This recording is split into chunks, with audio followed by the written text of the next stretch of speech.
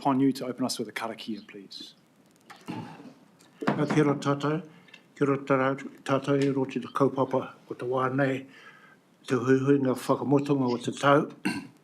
Kia noi tātou, e tō mātou matūtaranga I tēnei mātou au panongo ina nei ki a koe. E te mātua tō mātou hea ka tata mai koe ki a mātou e awhina, hei rata ki a mātou, e moia ngā mahi e moia mātou tēnei wā. Hei mua koe a mātou e ho hei tuhi a mātou mahi katoa, ko koe na hoki ai whakakahi a mātou.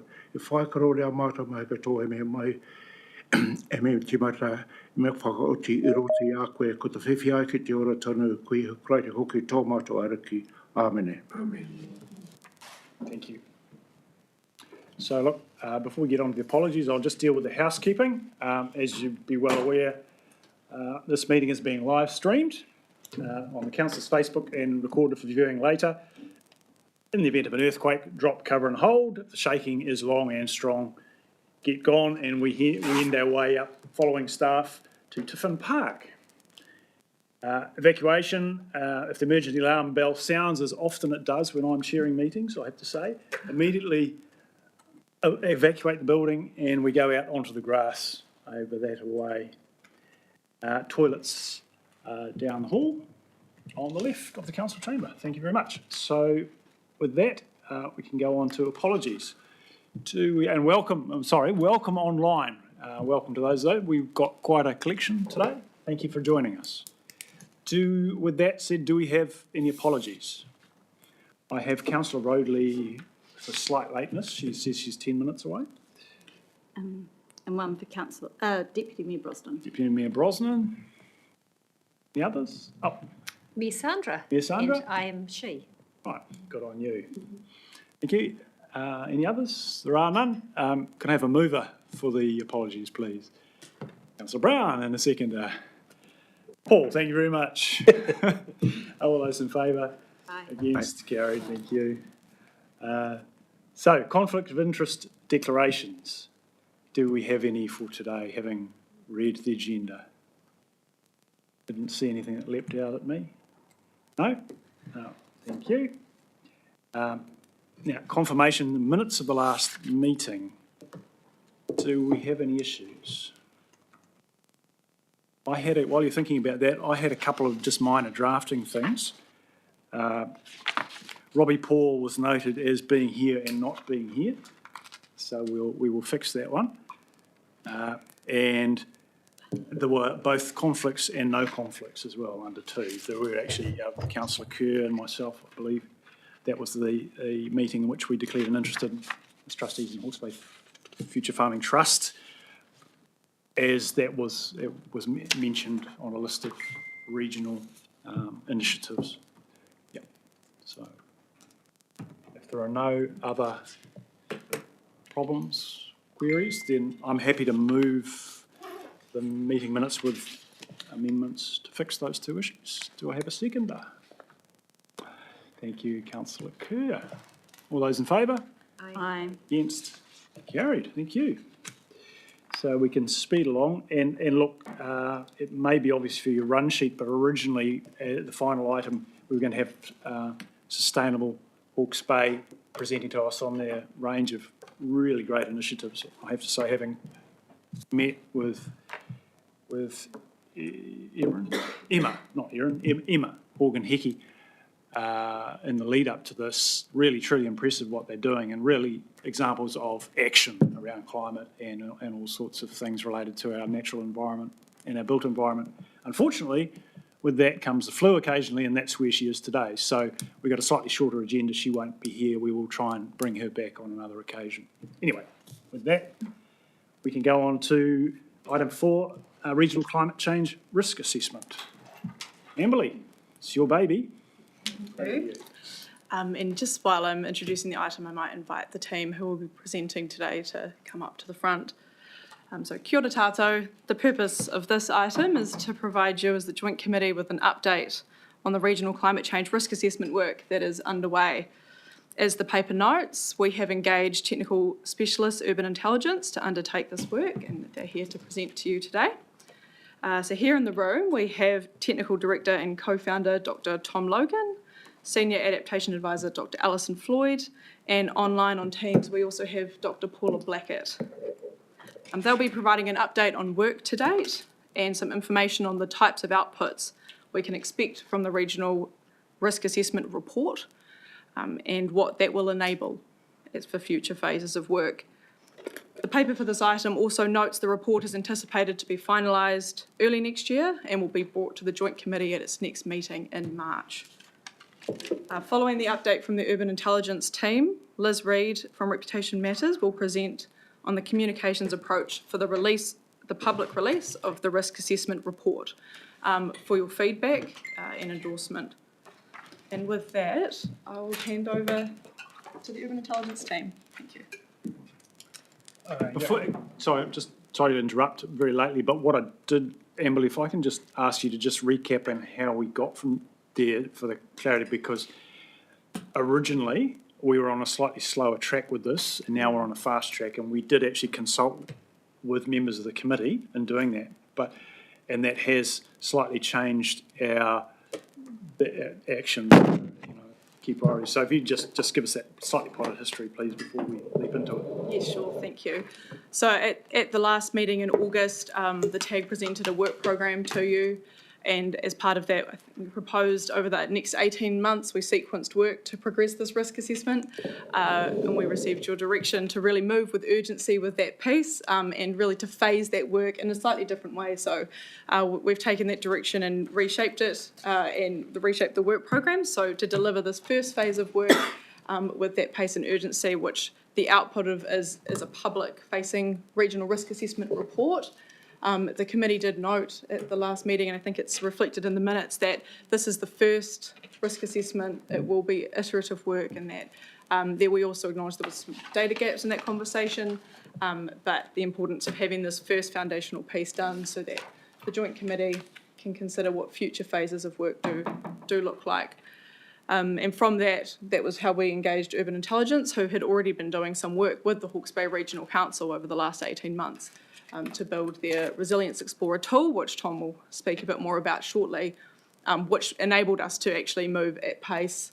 And there was a follow-up email, so you as a Joint Committee did ask that we came back to you between meetings to give effect to that direction and set a path forward. So I think the timeframes now are set out, and we will get to that a little bit later in the work program update, but now we've seen this as that first phase, and that's what the team are here to talk to you about today, and that will see us through to March. Thank you. Sorry, team, carry on. Yeah, kia ora koutou. And thank you, it's a privilege to be back in front of the Joint Committees. The purpose for today, as Emily said, for our presentation is to just briefly introduce again what the risk assessment is and what it will enable. Talk to you about what where we are, where we're at, and then talk a little bit about some of the outputs that you can expect from this. So, We've got a... Oh, Alex. Kia ora koutou, lovely to see you at Urban Intelligence. I can see the back of your heads, but would love to see the presentation. If someone could please share the slides, email them or put them on the screen, thanks.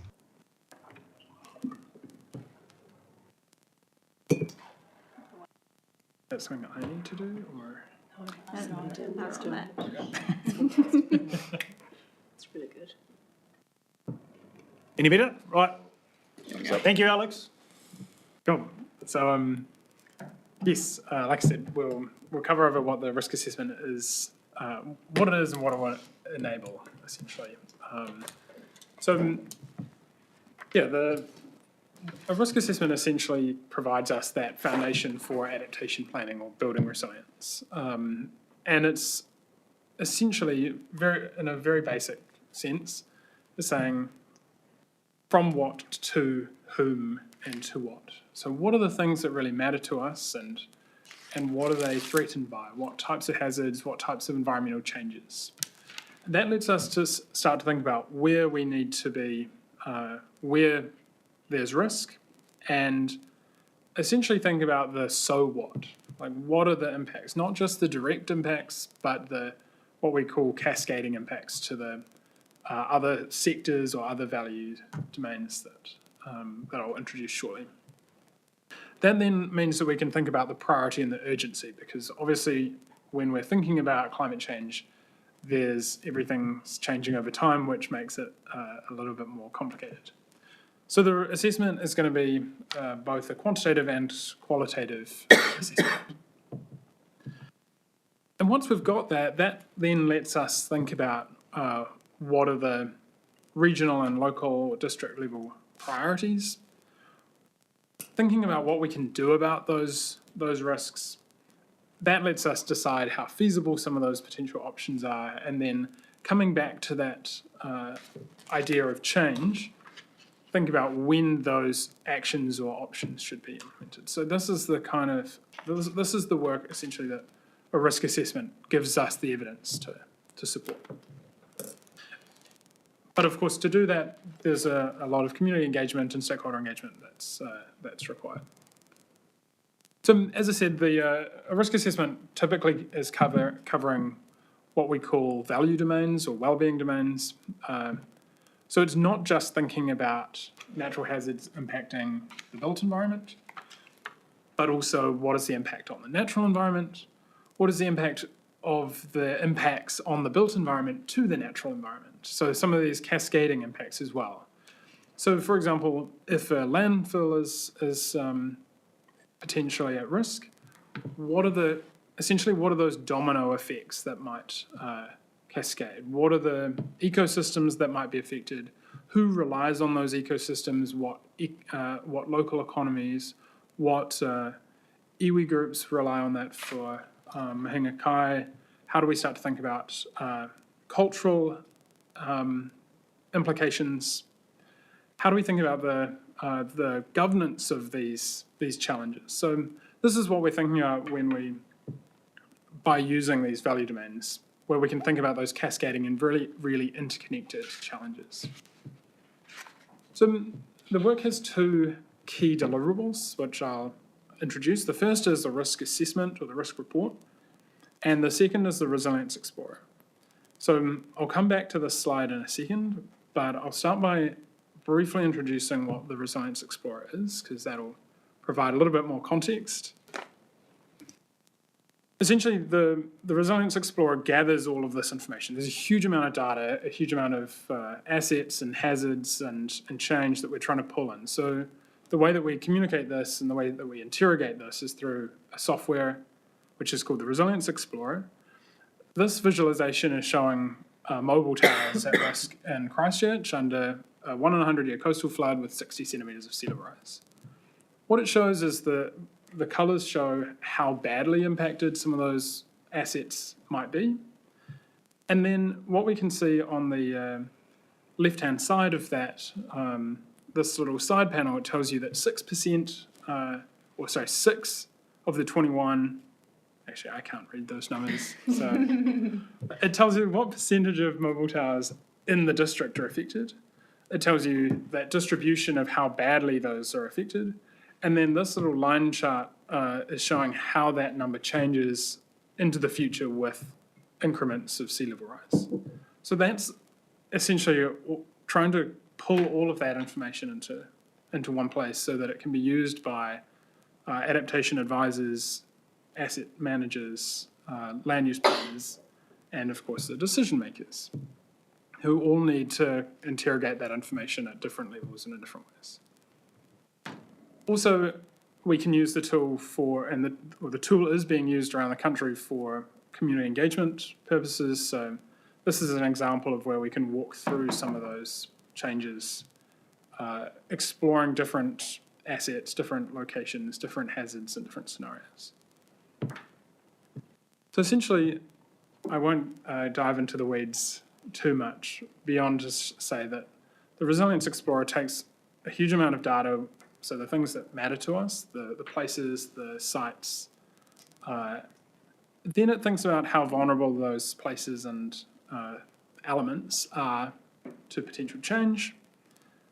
We collate a range of different hazards and environmental data. So that's things as diverse as tsunami information, coastal flooding information, river flooding information, environmental change like change in windiness or change in heat days.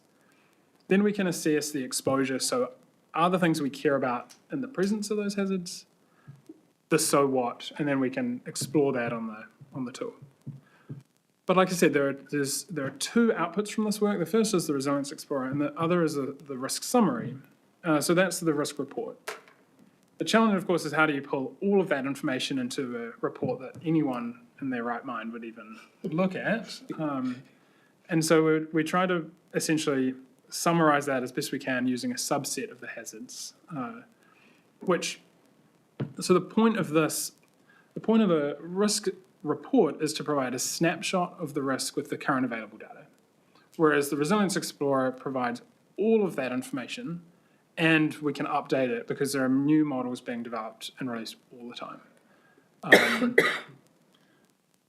The risk report gives us that regional and district level profile, so that whereas the Resilience Explorer is more there for internal council or lifeline infrastructure or company, depending on the user, more for that internal decision making, where you can really zoom in to different places. So the report is at a more district and regional scale, whereas the Explorer is both at that scale and much more zoomed in. The report is the public face, whereas the Explorer is internal. So the key things that we're including and what we've been working on for the last month or so,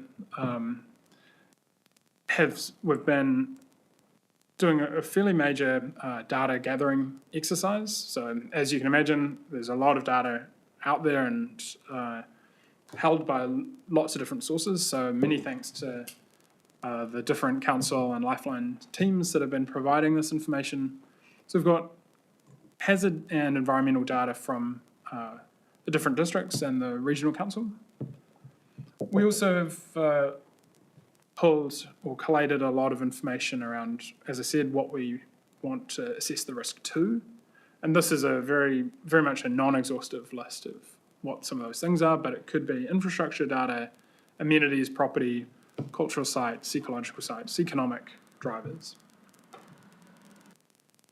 We ran several workshops 2 weeks ago, and as part of that was a qualitative exercise trying to elicit some of the key concerns or key themes that people were thinking about. So essentially what we've identified so far and some of the themes that will likely emerge in the risk report is thinking about the vulnerability of our infrastructure to damage and disruption, too much water, so both fresh from rivers and rainfall and saltwater from coastal flooding and sea level rise. Of course, not enough water, which is also a challenge for the region, and how that might impact the primary sector. A governance domain challenge around decision paralysis, where there are, in this multi-hazard, dynamic and multi-agency setting, because the fact is we can't be resilient without a lot of collaboration between not just the councils but national bodies as well. That comes hand in hand with the risk of decision paralysis. There is risks to Māori culture and practice, and of course ecosystems, so we have biodiversity challenges. So the report is going to discuss these in detail. It'll talk about some of the experience that the region has had with natural hazards, which is a key part of how people perceive and experience risk. We'll also be presenting, this is an example from previous risk assessment that we've worked on, but looking at how climate change is exposing our infrastructure. So this is an example for coastal flooding and river flooding. This is really dynamic, but it's also based on what data is available. So part of the output of the report is also what the data gaps are and what we should be thinking about in terms of our next steps and where do we prioritize filling that data. And that, as I said, really lets us start to evaluate and prioritize our actions. And to do that, I said earlier, requires engagement with those communities and with stakeholders. It's very much a local conversation that needs to be had once we've identified where the key areas are that require urgent action. So what matters in those areas and to whom? We need to be drawing on that local knowledge because some impacts in one area are going to be significantly different consequences if the same impact occurred in a different area. And of course, different interventions are going to be more or less appropriate in those different areas based on the values. And with that information, then you can start prioritizing the risk and, most importantly, the adaptation actions. So this information is already being used by councils around New Zealand. So just a really brief overview of how that's currently been used by different teams. For example, we work closely with the hazard scientists that provide information into the tool. So for example, one of the regional councils that we've worked with often gets requests from the land use planners and the district councils. For example, what tsunami zone should we be thinking about for consenting? And often the response is check the Resilience Explorer because that has the information in there. So it's providing that consistent source of information. So the land use planners are then using that information at both a site level, but also at a regional or district scale to think about where we should be or informing those planning decisions. Asset managers, of course, use the information at a district, at a site or an asset-specific level to think about what and where should we be investing in the future and what type of conditions might those places experience in the future. Of course, the adaptation advisors are the people that really embed that information or make it a mainstay into all of these different work streams. And hopefully with the goal of providing you guys as the decision makers that profile so that you're informed in making those really critical decisions. So I'll wrap my part up before passing over. But the next steps for us in terms of the risk report is where we're finalising those data sets that are going to be used.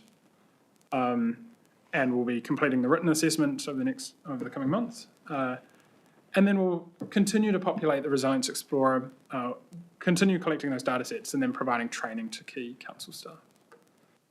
I think with that, I will pass it over. Thank you. Very much. We'll open for questions. Oh, Councillor Brown.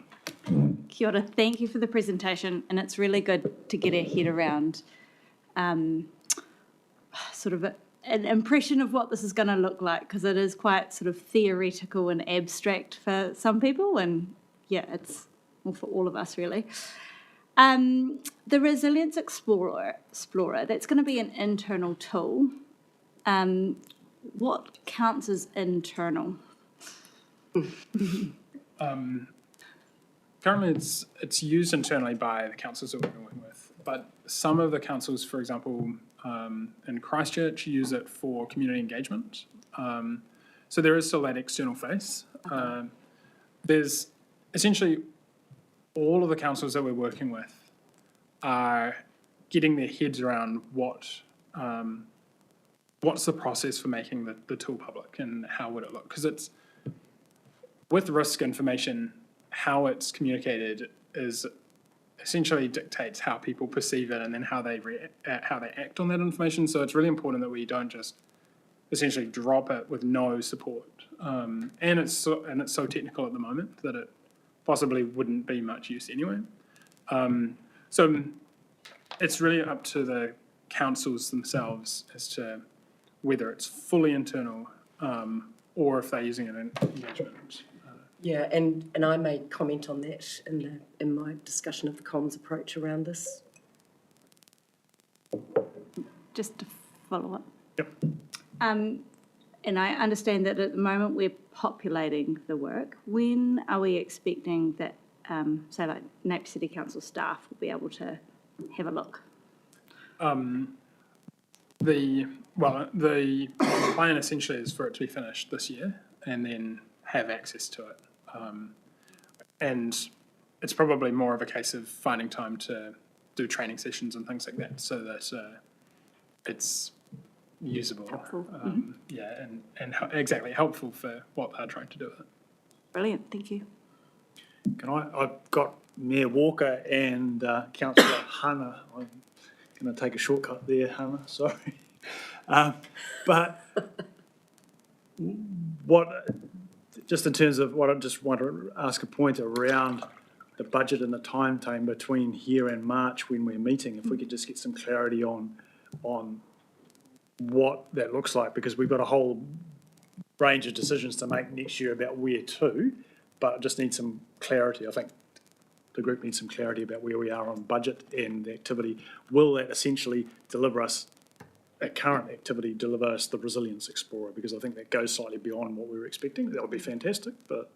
Yeah, well, through you, Chair, I think what we can clarify is that our current licence, that is held by HBRC, but as Tom has said, the councils will have access to it at the end of this project, runs until April. So I think it's noted in the paper that the TAG are exploring options together about what the options are beyond that period. So before then, we will be coming back to you. So yes, that's the intent, to provide that clarity by then.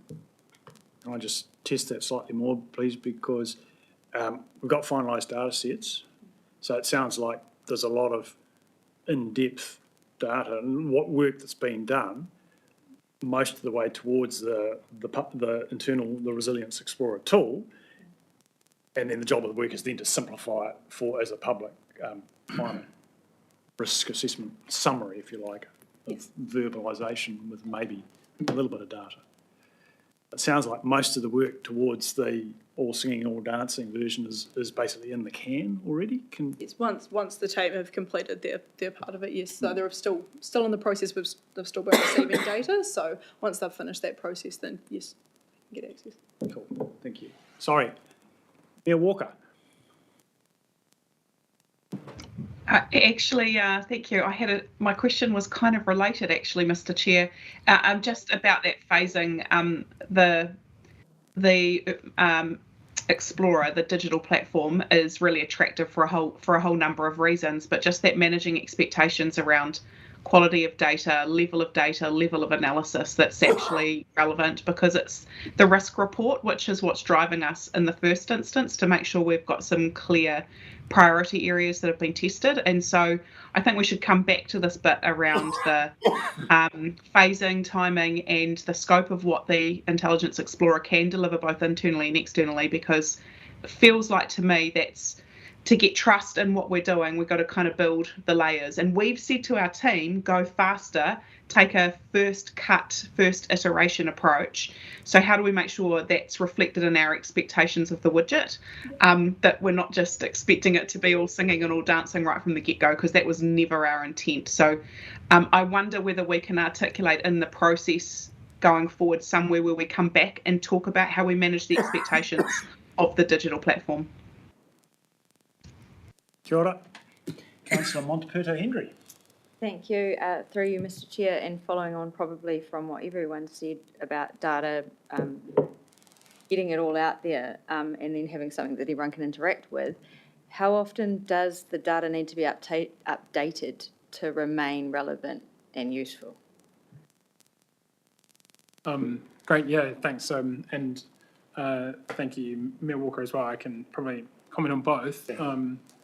That was kind of the thinking behind the Resilience Explorer when we created it or put it together, was that we can get that first pass. We can say what are the gaps, and not just what are the gaps, but what are the, like, data comes in a whole range of qualities. So where is there really good data that we can have a lot of confidence in, and where is data that we have less confidence in? So the way that we typically operate is with a 3-month or a quarterly update, and that's part of we operate on a license, so that we update it quarterly. And so yeah, a big thank you to for example, the central Hawke's Bay team has been providing a ton of data, which has been awesome. But yeah, as mentioned, once we start training the different teams at the councils and really start interrogating the data, like undoubtedly people are going to say, oh, actually there's a better data set over here that we should be using, or this one actually should never see the light of day ever, which is a very common conversation that we have, and that's easy to deal with. And I think the key part of that, because it becomes like a living dashboard, is just that when the reports are exported or data is downloaded or exported out of the tool, the version and the date is recorded so that everyone knows exactly what data sets were being used at the time. Yeah, thank you. Dr. Marco? Yes, this assessment, my question is this a tool for councils to assess the risk? Because my point is that we represent community. So there's another step between us and the councils. It's not something we can take this report and we can directly go to our people and say, well, look, there's a risk in our local area at this degree, etc. If that's the case, there's another step in here. So if we're receiving this as council level, then that's one thing. But you've got a whole staff of people who can make sense of that report. We're just got the reps and to community people themselves. So it has to be put into another form if we're to use it directly. Or it has to be written or presented in a form which we can use directly, either way. And look, I'll let probably staff and Tom answer that one, but just for my own part say that I see it as being iterative in that only, and it's been mentioned before and in the paper as well, that only the community can actually reflect their risk appetite and their experience of risk. So and the data sets are not necessarily all of the same level of standard. So it's a case of using the tool internally up to a point, figuring out which bits of it and how to interact with the community about that. But you can't finish the job. You can't actually make decisions without involving the community. So you've actually got to, in some way, take that information out to the community. Yeah, actually, we're working closely with Northland Regional Council and the iwi and Te Tokara around how we can. We've got the kind of council version, but we're also building a more public-friendly version as well. That because we know that it needs to be more accessible to the community. So that's very much something that we're working on. So that, and then I think that's when there can be a more robust conversation about making it public, because there'll be an option or a face of the tool that can be, it's more appropriate for that. And that will probably be coupled with information around what you could do about it as a member, what you could do about your risk as a member of the public. So an adaptation toolkit that sits alongside it. Like I said, rather than just releasing this potentially scary set of information without the support. And to that point, I think when I get into discussing the communication approach, the risk assessment report is the first public-facing iteration of the data that's going to be in the Explorer, and our job is to turn that into material that can be easily absorbed and understood and used by the public and everyone that makes up that. So that's going to be reflected in the comms approach, the communication approach that I'll go through shortly. Yeah. Go to Councillor Roadley and then Councillor Kerr. Thank you, Chair. Just a couple of quick questions, actually. The risk report, will that be at property level? No. Because you could think that when you see the flyover map, because you could just about see where your house might be on those. Yeah, The Explorer, definitely, you can zoom in and search. So we won't be releasing that, so I won't be able to look up my whare and see that it's in a, yeah, okay, cool, thank you, that helps a lot. Just thinking about other discussions we've had, Amberley, around the tag working it, or using this tool in different ways for, across the different councils, and knowing, talking about the data sets and what people know are really good data sets and additional ones that they hold in-house. How will the tag manage that? Will you have different leads in different councils to own, own in inverted commas pieces of it, so that that data set is unique to that particular council needs and that? Yeah, that's a great question. I think that's part of what, as a tag, we're working through at the moment. Is we've kind of got to this point, and we're really keen to hear your discussion today, to then also understand what the options are. We're talking with Urban Intelligence about those the ways this can be set up. So I think what Tom has kind of touched on is that there is probably some simple options around what that view is, that is like a generic shared view, and then there are other options that would be more bespoke as well. And so I think the answer to that probably lies in if, for example, a particular council wanted a more bespoke arrangement, then... Feels like it's nearly a chicken and the egg thing, because the diagram you had up there with the way different councils are using it, when you transfer that into here, it would be the desire for each council, their own desire of needs that they want to use. So they would have a bespoke way of using it, and therefore they would need data sets to drive the outputs that they're requiring. Is that? Yeah. But is it a bit of a chicken and the egg? Do we I need think to know what we're going to use, and then we'll know what we need? a little bit, yes, but I think what I'm hearing from you is that it's kind of that next phase beyond this piece of work is also touching on what is driven by the joint committee, and then what is driven by individual councils, perhaps. So it's kind of that evolution of what that looks like. So is that an after April sort of discussion? I think the expectation from the tag is that would be something for you to consider in March as part of what are next steps for you as a joint committee at the completion of phase one, and perhaps what are the potential options for like individual councils and for our tangata whenua reps, like what do those different phases of work look like, and who leads out on those? I think that's something to perhaps for us all, we're contemplating at the moment, and then I think we'll have some more advice for you around what those options could look like to consider in March. Because that will also feed into the funding story too, won't it? How much we work. Look, and I'd say in the time that we've got, the 10 minutes or so that we've still got on this one, and we possibly can go a bit longer if we need to, but there's we do need to get to Liz and the comms. This is really important, but also the sequencing in terms of the level of comfort of this committee and what we are releasing and the level of detail that's in there. And so I want us all to go away as clear as we can be about that process, so that we can have confidence that we're striking the right balance between simplicity of communication, but a level of detail that's useful, but not drilling down to a property level and then before becoming confronting or problematic for anybody. But anyway, Councillor Kerr, you had a question. So firstly, Mr Chair, my apologies for leaving the room. I had a call from a mayor, not my mayor, but another mayor.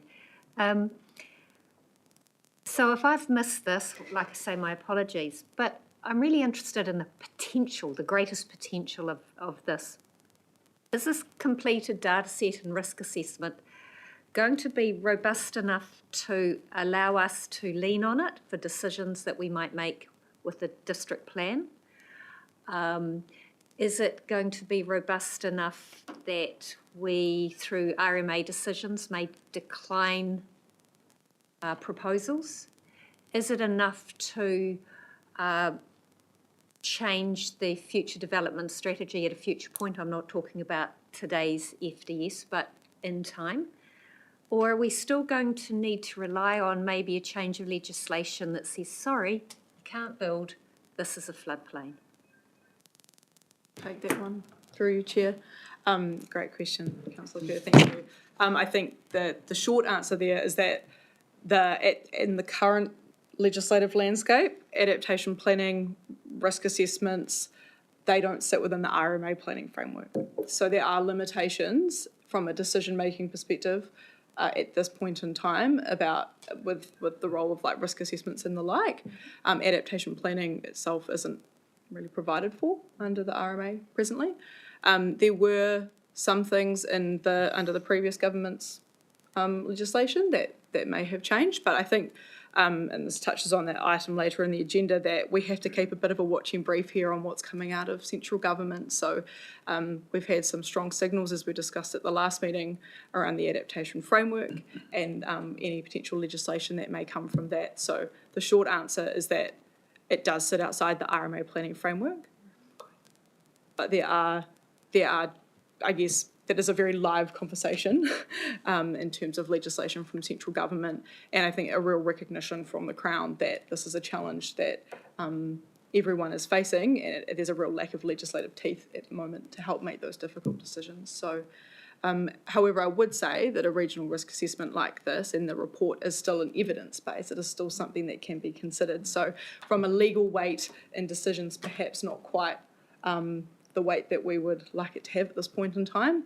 but nevertheless it is still an evidence base of information. So, Nicola, Thank you. you're going to add something? Yeah, kia ora koutou. Ko Nicola Nicholson Takuingoa. I am the manager of the policy team here at Hawke's Bay Regional Council. So just probably to flesh out a little bit more about what Amberley was just talking about, you'll be aware that we are currently in a rewrite of our regional policy statement, which has the ability to direct district council plans. So in that document, as required by the government and the national planning standards, we will be having a natural hazards and risk and hazards chapter, and we will also be having a climate change chapter as well. And so that is where I would expect to see the direction that's coming through this work, and we were closely aligned in the beginning of this work, and we know that it's coming, and it will help inform our decisions to kind of see that transition through into the district plans through the provisions in our regional policy statement. The other thing that should also probably be taken into account is through the HB independent flood review process, there was a number of recommendations made about our regional policy statement, and there was a recommendation about us determining within that regional policy statement areas of unacceptable risk. Now, we haven't had a definition provided to us from central government. We understand that there is a national policy statement being developed, but that will also provide framework in terms of driving that. So there could be a position where this information taken into account with lots of other information could help form some direction around that. Hopefully that's a helpful answer. Thank you. Thank you, everyone. And I do acknowledge the only risk is not flooding. There's a lot of other risks as well. Thank you. Fantastic question, Councillor Kerr, because if we can get all the information, research in the world, but if it doesn't have teeth, then it doesn't have impact. Liz, how are we going to sell this? Can I ask first, how long have I got to sell the plan for selling it? Can give you 10 minutes. 10 minutes, wow. Including okay. questions. Good-o, lovely. I'll move very quickly, although I have to say the communication approach is really important, particularly in the context of that last conversation, because what we are looking to do is communicate the risk assessment report, not the Resilience Explorer, because that is a conversation that will be taken forward based on what you as a joint committee determine should be that conversation, if there is a public component to that. So our brief is to talk about how we communicate the risk assessment report, which is the public-facing document that summarises the information and data that that Tom and the team have pulled together or are pulling together. So very quickly, I'm going to talk about the considerations that we've given as we've developed this communication approach. And given it is public-facing, we've put considerable thought into the wider application of this beyond councils, and we see this as being a really useful and important document for a whole bunch of audiences. So I'll spend a bit of time talking about those. We have some very clear communication objectives that are simple but really worth stating, and then just to talk about the phases that exist between now and the report's release. The report's release itself, and then beyond that to what happens after that. In terms of considerations that we've thought through, there are 5. And to come back to your point, Roger, the risk assessment isn't only for councils. In fact, it is for everybody. And that needs to come through really clearly. And that it's a tool for decision making, and it's a tool for leading to action. And so when we think about who this is really relevant to, if I'm running a public service here in Hawke's Bay, like the hospital, for example, this report is going to be really useful for me. If I'm a business person running a business in Awatoto, for example, this report is going to be really useful for me. If I'm in the horticulture industry and I'm making decisions at industry level about resilience and so forth, it's going to be really important to me. So this report has a really wide audience. It's not just for councillors, so we need to take that into account in how we communicate it. There also needs to be clear distinction in how we discuss the relative and respective roles of this committee with councils and with others. So this committee has a clear role, and we need to make sure that we articulate that really well when we're saying, here's who has commissioned the report and why. So that's a really important part of that discussion in the communications. Following the report's release, it's going to be really important for councillors and for councils, to undertake their own communication and engagement. And obviously that's something that you have talked a lot about already, and it is going to be up to councils to lead that. And my apologies, Mayor Alex and others on screen, I meant to apologise for my back from the get-go, so I'm doing that belatedly. And also, I'm not contagious, just in case anybody's wondering, and I don't normally sound like Marianne Faithfull, but there you go.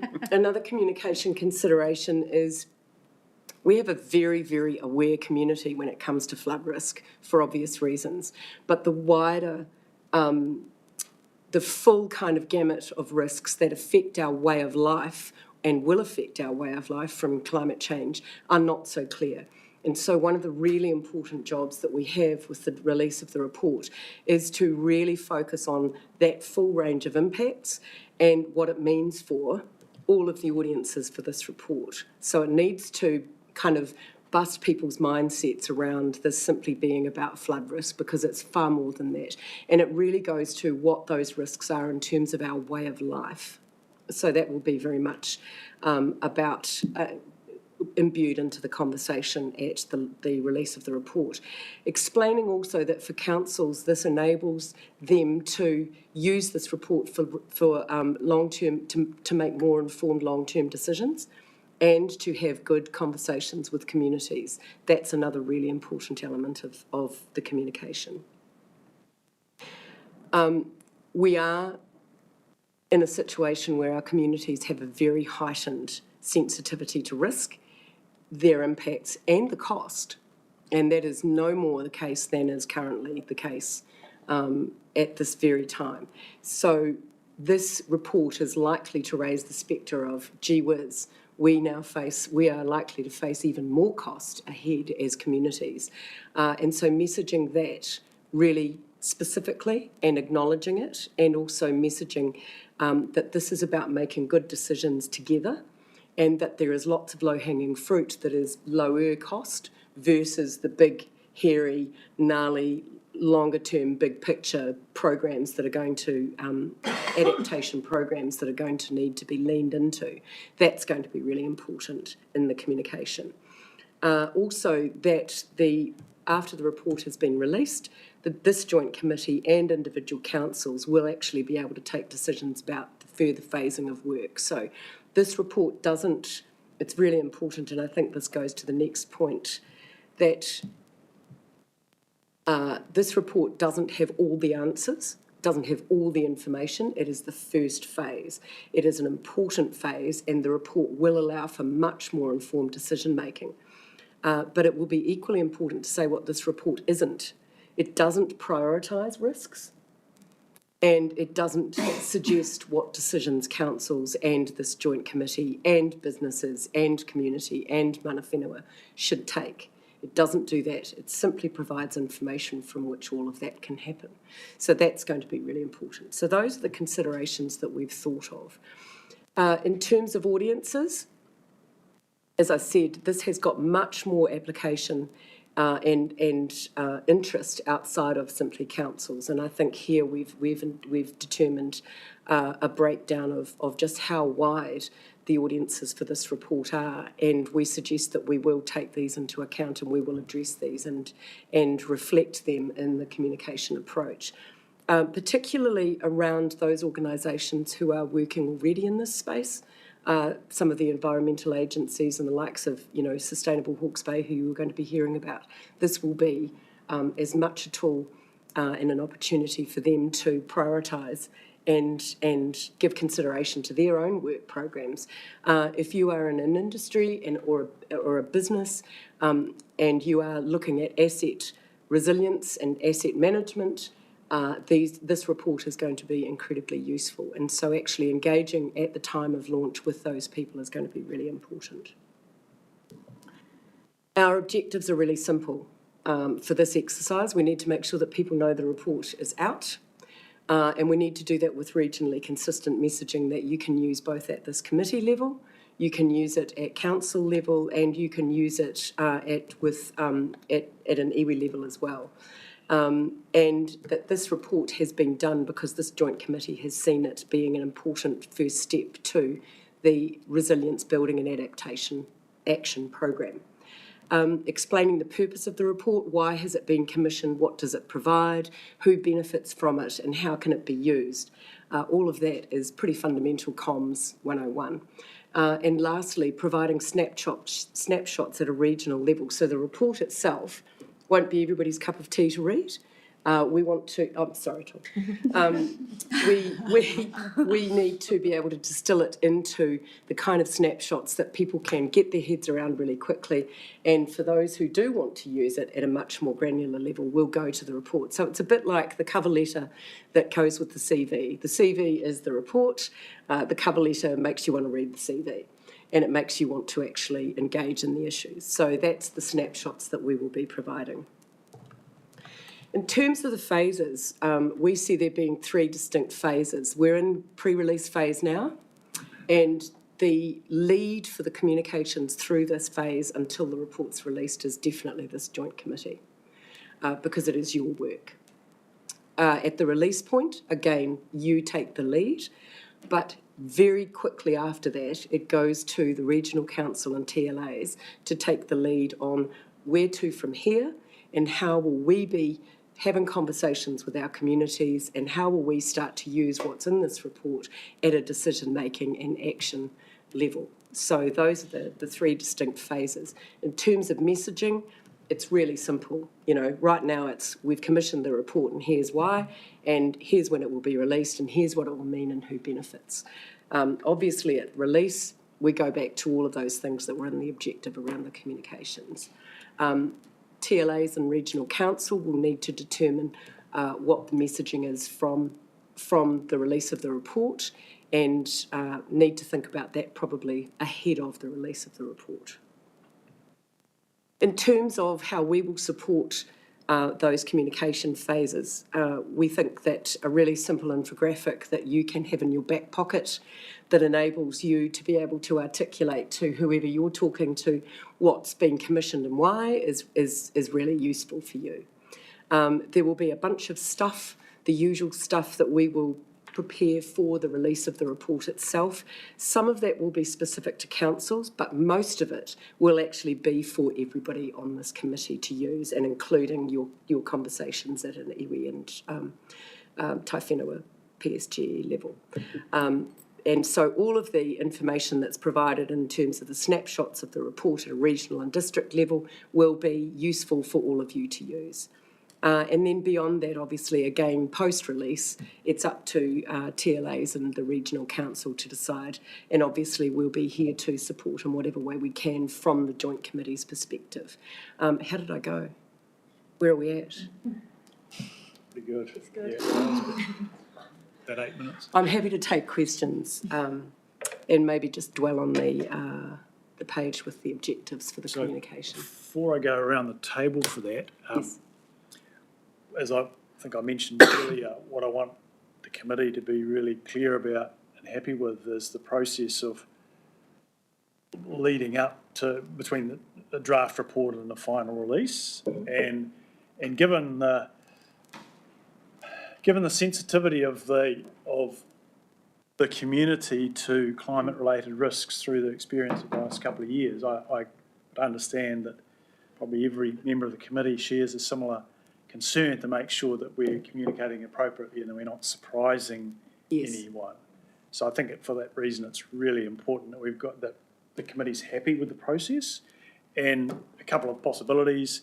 I was talking with Councillor Brown earlier this morning, and the idea of a PX, public excluded session on this. That's one way that we could deal with.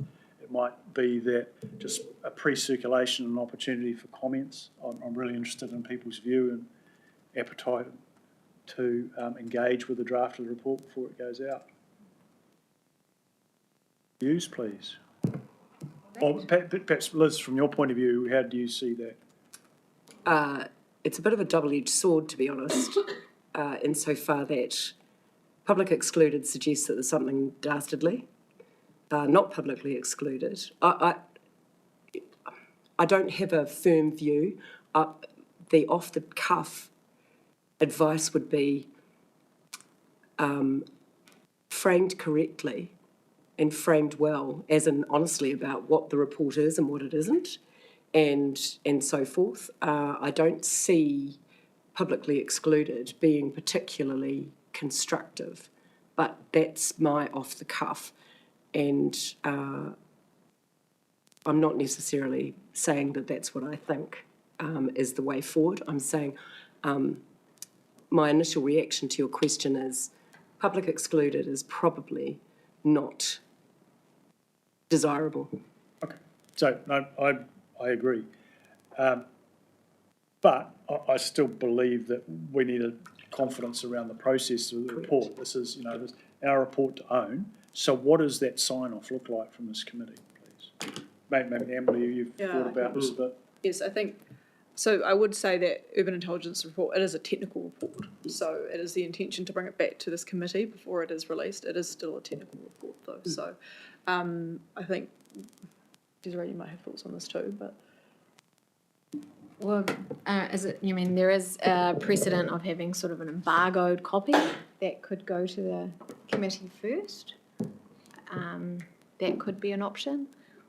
Or we can think of, outside of this, we can come up with some options.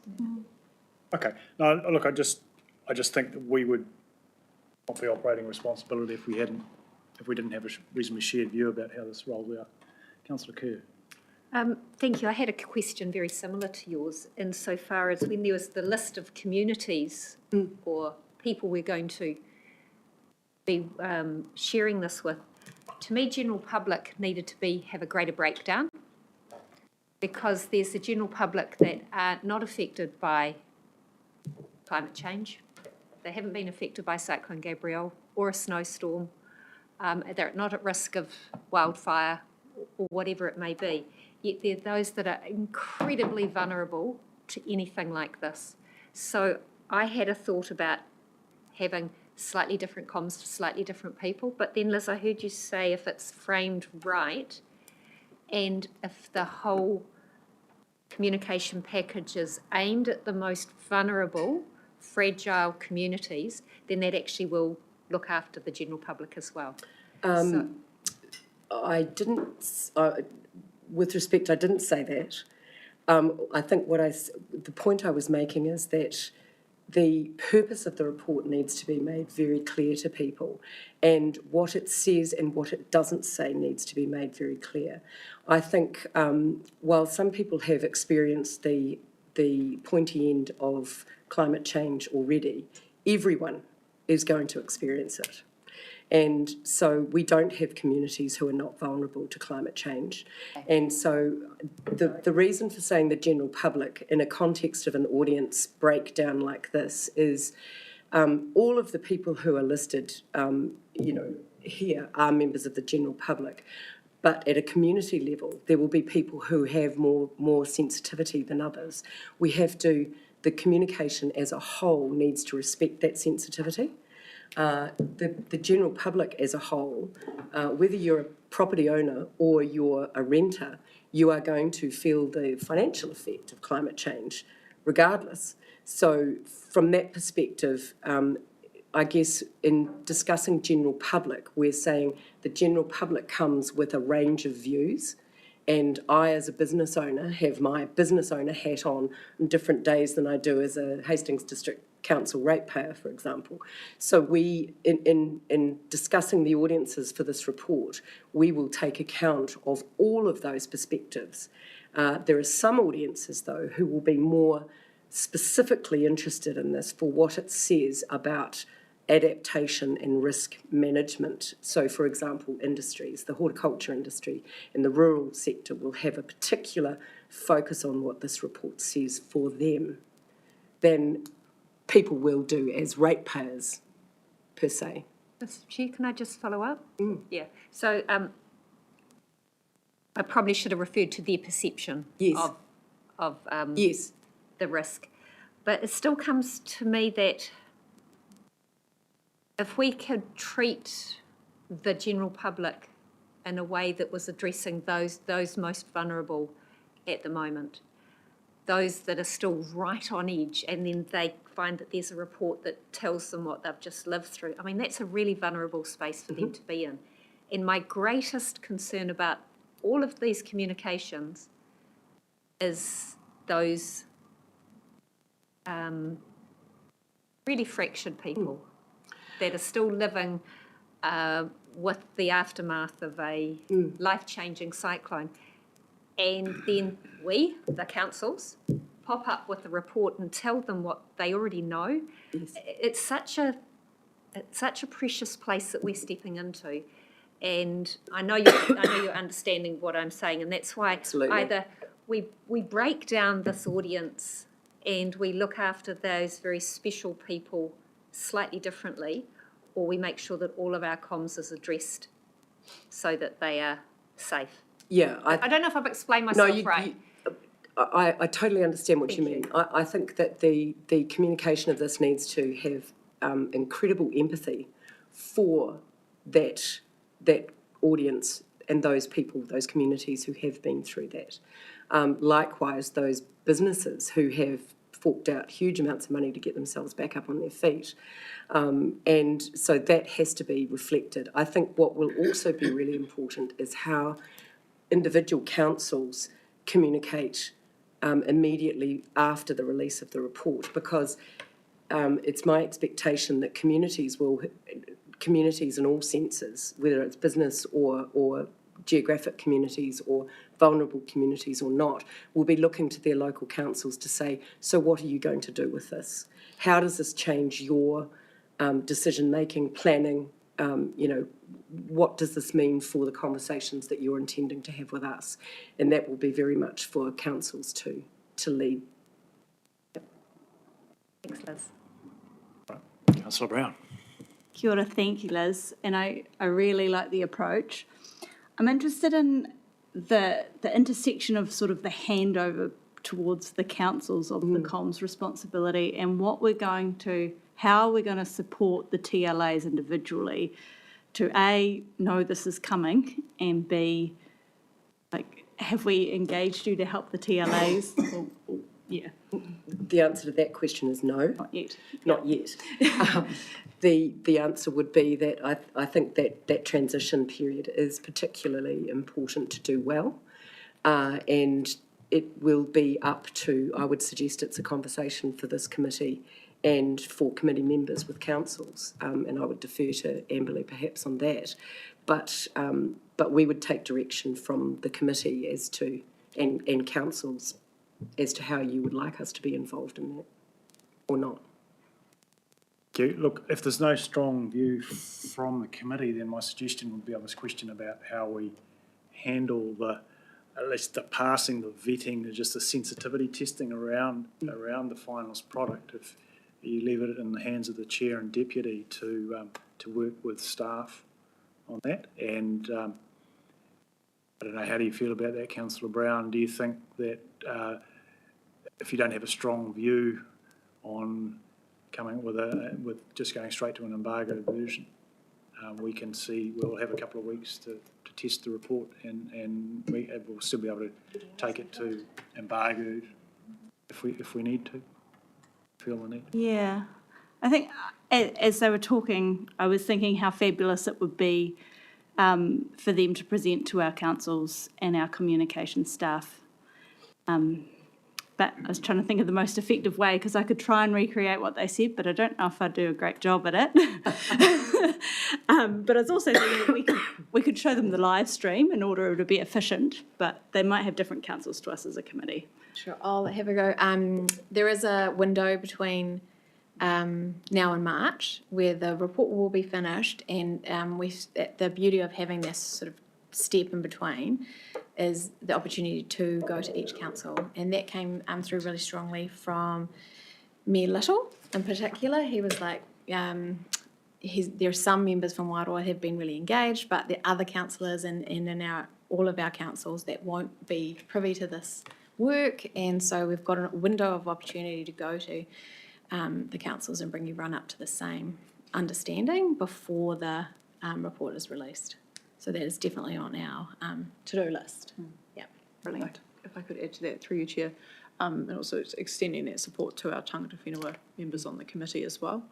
And also the other point I would make is that the comms staff in each of the councils are aware of this work and are aware of the approach. Yeah, so it's not a surprise. Like they are very aware, and as Desiree said, there is this window where at the moment our focus has been very much on completing the report itself, but that window in the new year, there is time to work with the comms teams across and get that lead in time. So yeah, it is still very collaborative at the comms level as well. Right, okay, so I'm just going to leave it as my expectation that staff come back to the chair and the deputy with drafts before they sell those to the TLAs. Sorry, Councillor Montpeter-Hendry. Mr Chair, just in lieu of the last thing that's happened Sure. and Hiratonga being severely affected, I wonder if, yeah, cool with the comms team, but if it just goes a level like down as well to our community connectors, because I've done huge work in the communities. They will probably know the most vulnerable off the top of their heads, just if they were involved or at least invited to as well, please, just to cast their eye. Staff, that's okay? Is that cool? Yeah. Thank you. Right, so look, this is really important stuff, which is why we're running over time and why I'm going to let Hayley have another question. It's a generic one. I think it should hopefully be helpful. I just note that we're not the first region to be doing this. We're at least fifth, based off the slides from last time. Have we taken into account all of the lessons learned from their rollout and their comms? We will be. We will be. Perfect. Right, so look, there's one, before we go to the recommendations, there's one more job of work that we need to do, and it's just to think about directing staff around the other work that they need to do or the information they'll need to bring to this committee in March to think about what the next steps are. So we're going to have, so both from a financial and operational point of view, we're going to need some decisions made in March about how we further engage with the report itself and the Resilience Explorer. So I think the sensible thing to do is to accept the offer that I've had from staff to take that away as a job of work. And I think, so we need a report on the financial implications of different choices that we have around how far we develop the tool, whether it stays at a regional level, whether it's broken into multiple sub-tools or multiple access for individual TLAs. We need to understand what the experience of the tag has been, the experience through this about the value that they can see, the insights on the question of ownership, because one of the challenges has been who should own this tool. Is it owned by this committee? Is it owned by the regional council? Or is it owned jointly by all the council, the contributing councillors? So we need some direction, some recommendations on those things, please. So, Mr Chair, are you asking those questions of the staff to come back and report back to us on those questions? Absolutely. Lovely, as opposed to asking us now. No, I'm asking that, so that we can get information to make some decisions around that in March. Yep. Question online. Mayor Walker.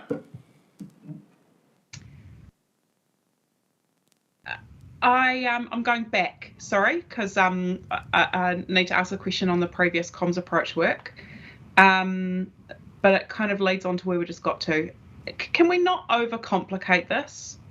Like, we're a regional committee. I think we should have strong regional messaging. I understand that we've got communities all across the region that will look at this through a different light, but some of these things will just take some time. So actually the importance for me is, yes, I'm going to need to have some information about how we explain this at a local level. The importance for me is that we're really clear and have a very strong position as a collective, as the region, and that we understand what we're communicating. In terms of the who owns the risk portals and that sort of stuff, let's not complicate this. There's logical places that should sit. Let's not get too clever. The Regional Council sits there as the holder of a lot of this data already, so let's not get too complicated. The other thing is, as a collective, we release risk data all the time. There was some that was released just only a few weeks ago about inundation zones, and we can learn from that. We've all experienced it. So, you know, we don't need to solve all of the problems with one first step process that we're creating. Let's just be a little bit pragmatic about how we focus. And yes, let's get to a point where we've got some localised messaging, but in the first instance, we need to get the key priorities right for the region as a collective. I would hate to think that we are running around trying to present to everybody everything before we then make a public statement. I mean, that's just not practical, it is not efficient, and it's not really the gambit of what we've been asked to do. We've been asked to create a plan and act on behalf of the region on this issue, on this area. So can we find a happy medium here, because we don't have resources to run around and solve everything for everybody at every local level. So that's a pretty out there thing for someone who is a staunch localism advocate to say, but we've got to get this to fit right and not make it too complicated. Thank you, that's my feedback. Kia ora, Alex. Look, with that, I think we'll move on to recommendations. So I'm looking for. Chair, just before you do, Right. could we just add to that little list that you're making for the staff? Could you come back and recommend which pieces should probably move out of the Climate Action Joint Committee and into the different councils, because we could almost push them off the table in phase 2. That more deep dives for them, that would be quite useful to me. Kia ora. Look, I think the benefit of this exercise so far is that it's engaged staff across the councils, and I believe they've been highly engaged. And so everyone has a much greater sense of their own data that they hold and the opportunities, you know, and what's missing, what we don't have in terms of a regional overview, and the quality of the data that they've got in their local areas. So I think that by itself has been fantastic. But it means they're primed, engaged to better answer this question about where we take it. So, Councillor Kerr. Mr. Chair, that's great, but we don't know the level of detail that the report will go to. So we're asking you, we're trying to have a conversation about messaging and process and what happens next. And we don't have a good sense of actually what's going to come out. So we've seen on the screen a digital model that's got lots of very micro property level things, but I haven't heard that that's what we're launching in March. We've actually got a bigger, I don't understand why we're having such a detailed debate when we don't even know how much detail is going to be in the report. Yeah, I just think we're getting off track. Yeah, no, point taken. Good point. We'll find a balance, but there are sensitivities in the community that people are reflecting. To occur. Sorry, I might have missed a point here as well. I'm trying to understand why there's a handover to the local TLAs. I once again, apologies if I was out of the room. Can I have a go at answering that? Yes, thank you, Sure. Dizzy. So as you know, we're using the Risk Explorer tool to draw down the data and the information into a public-facing risk report, and it will be at a regional, and there'll be the profiles of the district councils. there is a role for the Climate Action Joint Committee in phase 3, which is post-release, we think, but there's also a role for for the HPRC and the TAs and businesses and mana whenua and PSGs, everyone else to take that information.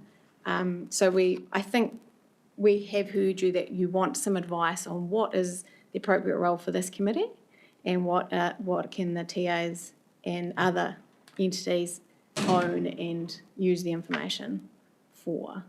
I think there will be some things that are better done locally, and there's some things that are better done collectively. Can I Tom. add to that?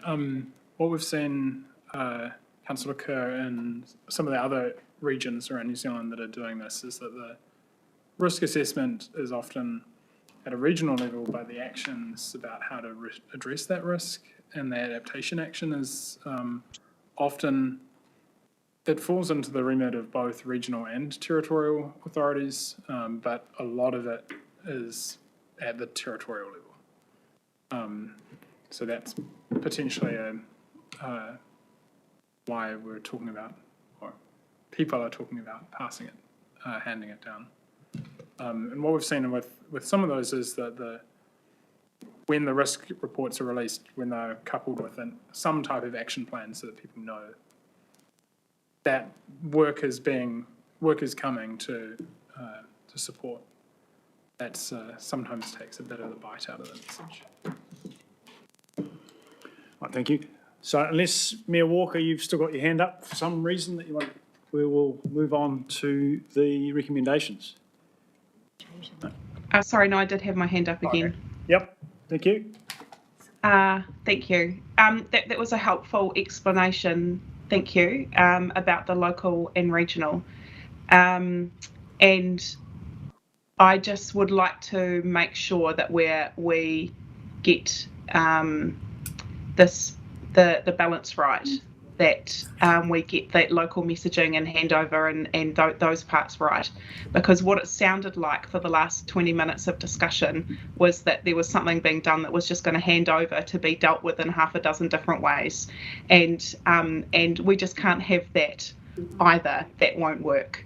And we need to be united in this work, and even on those actions that happen at local levels, it's going to take regional buy-in for those things to happen, and for us to deal with the sensitivities right across our region at household levels that extend from the very southernmost boundary of this region to the very northernmost boundary of this region.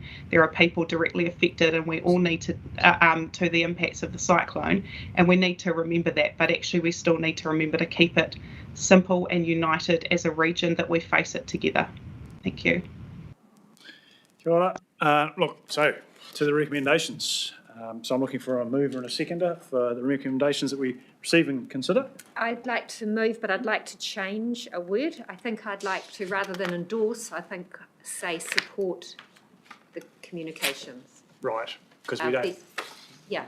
it's not fully framed yet, so. Yeah, but definitely support the language and the information we've had provided today, support it. Right, I will just go to moving that recommendation then, if I can get a seconder for number 2 being support. Oh, both of them, receive and consider Okay. and support the work program. Oh no, hang on, I'm reading the wrong one. Just to change the 2. Let's just Receive and do- consider and support the comms plan. Okay, so one as it is, and we're supporting the comms plan. Okay, do I have a seconder for that? Councillor Brown? All those in favour? Aye. Against? Carried. Thank you. Look, we have run on a little bit, but I think it was worth the time. Thank you. Thank you. Thank you, team. Yep. Thank you, Tom. Nice to see you again. Thank you. I'm sure it won't be long. March is not that far away. Right, so we'll go on to talk about the Climate Action Work Programme, item 5, but I just thought that whilst we're here, it would be remiss in a climate a joint climate action committee not to reflect on where we currently are. We have 29th Committee of Parties running as we speak this week. We have an IPCC agreement back to 2015 with some advice around the peril of crossing the 1.5 degree threshold of global warming, including more frequent and severe droughts, heat waves and rainfall, and I think we can all identify that. And to limit that global warming to 1.5 degrees, greenhouse gas emissions must peak before 2025, that is next year, and decline 43% by 2030. That's about 5.5 years away. And I'm looking at a graph here which sees in my lifetime the CO2 concentration in this planet has gone from about 340 parts per million to 420, and our annual CO2 emissions continue to climb after a small dip due to COVID. So these are the why. This is the why we need joint climate action. So this is, and we've learnt in Hawke's Bay that increasingly that action has to be adaptation, but we cannot just adapt. We need to adapt and mitigate, and that is the job of this committee, filling in the gaps and of climate-related issues that are not currently addressed in the region at a regional level, and helping us to make that journey faster. It's important work. It's sometimes a bit tricky to work out exactly what our role is, but that is the scale of the challenge we have. We need to pull every lever. So thank you. Over to staff. Thank you, Chair. So the purpose of this item is to provide a work program update to the Joint Committee, noting that the work program has changed from what was presented in August in light of the direction from you at that meeting. The paper does also note that an updated work program will be provided at the March meeting, and we've discussed this quite a bit in the item just following previous, but that alongside next steps and some advice for the Joint Committee from the TAG alongside the release of the report. So I think I would actually leave it there, given we have actually traversed some of this already, and take any questions. Have we got Te Warama here? Would you be able to just come up and give us a little bit of an update on, and just flesh out the words that you've already given us on the paper around the tangata whenua engagement, please? Absolutely. Tēnā koe Chair, tēnā koutou. Katoa, he moko puna tēnei o rākau pāka Ngāti Hine Ngāti Hine Pua Ngai Tipu. So kia ora tātou, my name is Te Wairama Munro. I'm Te Pau Whakarai Group Manager for Māori Partnerships here at Hawke's Bay Regional Council. The paper talks to some of the approach to the Māori work stream that has been undertaken. What I will direct attention to is that each of the 5 councils of Hawke's Bay have a Māori Partnerships or Māori Partnerships equivalent unit with incredibly talented and connected staff. So the direction that was taken through this first phase was to engage across the 5 units of the 5 councils for participation in phase 1 of pulling together content data relevant for the report being pulled together by Urban Intelligence.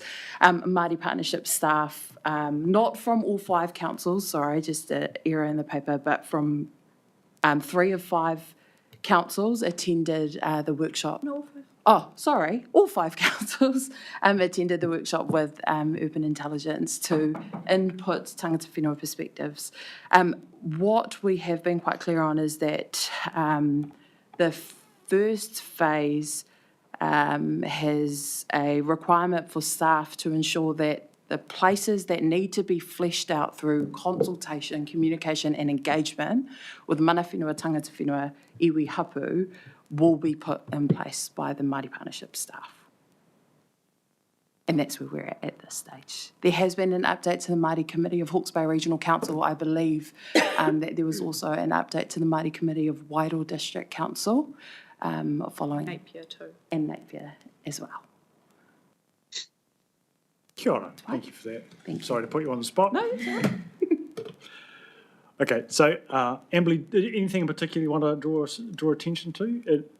No, not in particular. I think just from a TAB perspective, we wanted to just make it quite visible, noting that it had changed quite a bit from what was presented at the last meeting, and that I think it's valuable to continue to give you some oversight, noting that it is moving a little bit, and it will likely change again in response to as we kind of firm up some options. So one thing, for example, we could do alongside providing some advice on options for phase 2, we could mock something up that looks similar to the work program you have in front of you, so you can see what that could look like, noting that, the end of the triennium is next year, so that's something we can look to do and come back to you in March with.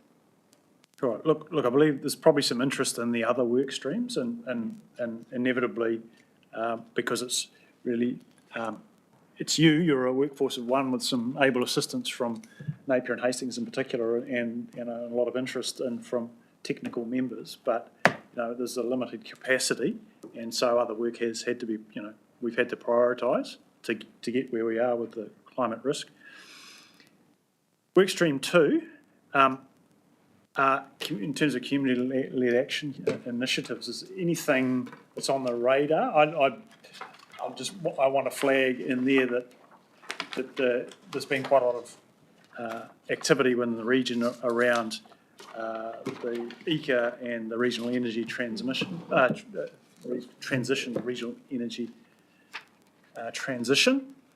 And so certainly my expectation that we will hear from that group early next year. I also want us to hear from the Forestry Association, because they're starting to be much more proactive about considering their role in climate risk mitigation and adaptation, and also in the biofuels transition. So that's pretty exciting stuff. And also, as forestry is such a challenging issue for us in Hawke's Bay in terms of its impact on communities, and balancing that against the role in sequestration, I think that should be put in front of us. And so I hope we develop a much better relationship with the Hawke's Bay forestry industry through that and other initiatives. So there is stuff going on in Workstream 2. Workstream 4, I just wanted... If I could, through you, Sure. Chair, just a quick update. At the last meeting, you did hear from Oliver Hewitt from ECA and the Hawke's Bay RETA. The report was due to be, I think at that time, finalised in October. My understanding last time I spoke to Oliver was it was intended to be finalised this November, so there was a delay, which is why there is no update at this meeting, but we are staying in contact with them and keeping abreast of that work, so we'll be able to come back to you with updates as we receive them. Mr. Chair, before you jump off Workstream 2, Yep. I think it would be really valuable if we could have some form of presentation from forestry, even whether it's an email telling us the great things they're doing. And also, just touching on something we both have an interest in, what does Land for Life look like in here? Because if Land for Life becomes all that we hope it to be, it should actually make a difference, and just have some links to that. I'm not sure if it's ready for this space yet, but so can I just leave both Fantastic. of those with you? And I confidently think that by March it will be ready. Yeah, I think that there will be progress. Yeah, thank you. Great comments. Look, so my question for staff just on Workstream 4 is just to clarify that carbon footprinting wasn't being, that's still on track. So there's no change in that. No change there, so it's just the greyed out, predominantly Workstream 3, as you can see, that we've had to delay as a result of prioritising Workstream 1.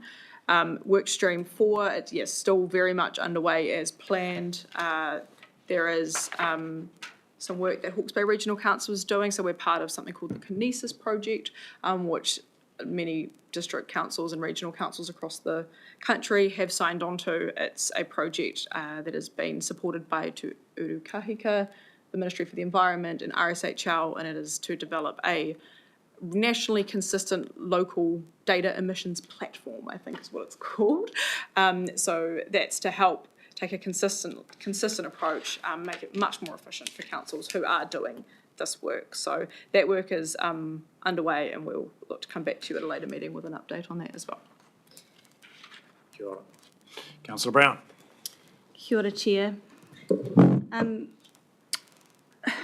Just, I suppose I have two questions. One is around our process around, so if we signed off on this work stream at the last meeting, and for very good reasons, we've changed the scope of work that we were to achieve between the last meeting and this meeting, and that was largely done at a staff level. Can I just have a bit of a recap around how that prioritisation came back through through us as a committee?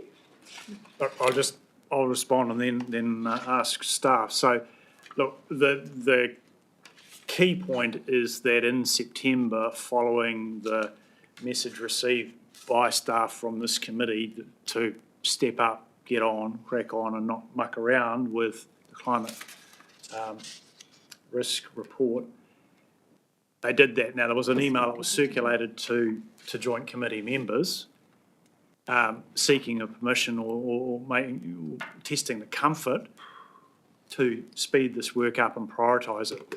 The bit that was missing was a clear statement that it was going to affect other work streams. It was implicit, but it wasn't stated, and I apologise for that. So thank you, and I think that the work stream one that is presented to you in this work stream is reflective of, well, I think the email had the timeframe slightly further forward than this, but is reflective of us giving effect to that direction. So it just wasn't explicit that work stream 3 would suffer as a result. I'm sorry about that. So just to clarify what I've heard, basically in that meeting, we heard that adaptation was probably more of the priority for us as a climate action committee than mitigation. And our first step in the adaptation space was this risk explorer, the risk assessment. So that's why we ended up prioritising that across the others. I suppose moving on to my second query is around, if I look at the new work stream ahead of us, none of the enabling local climate action is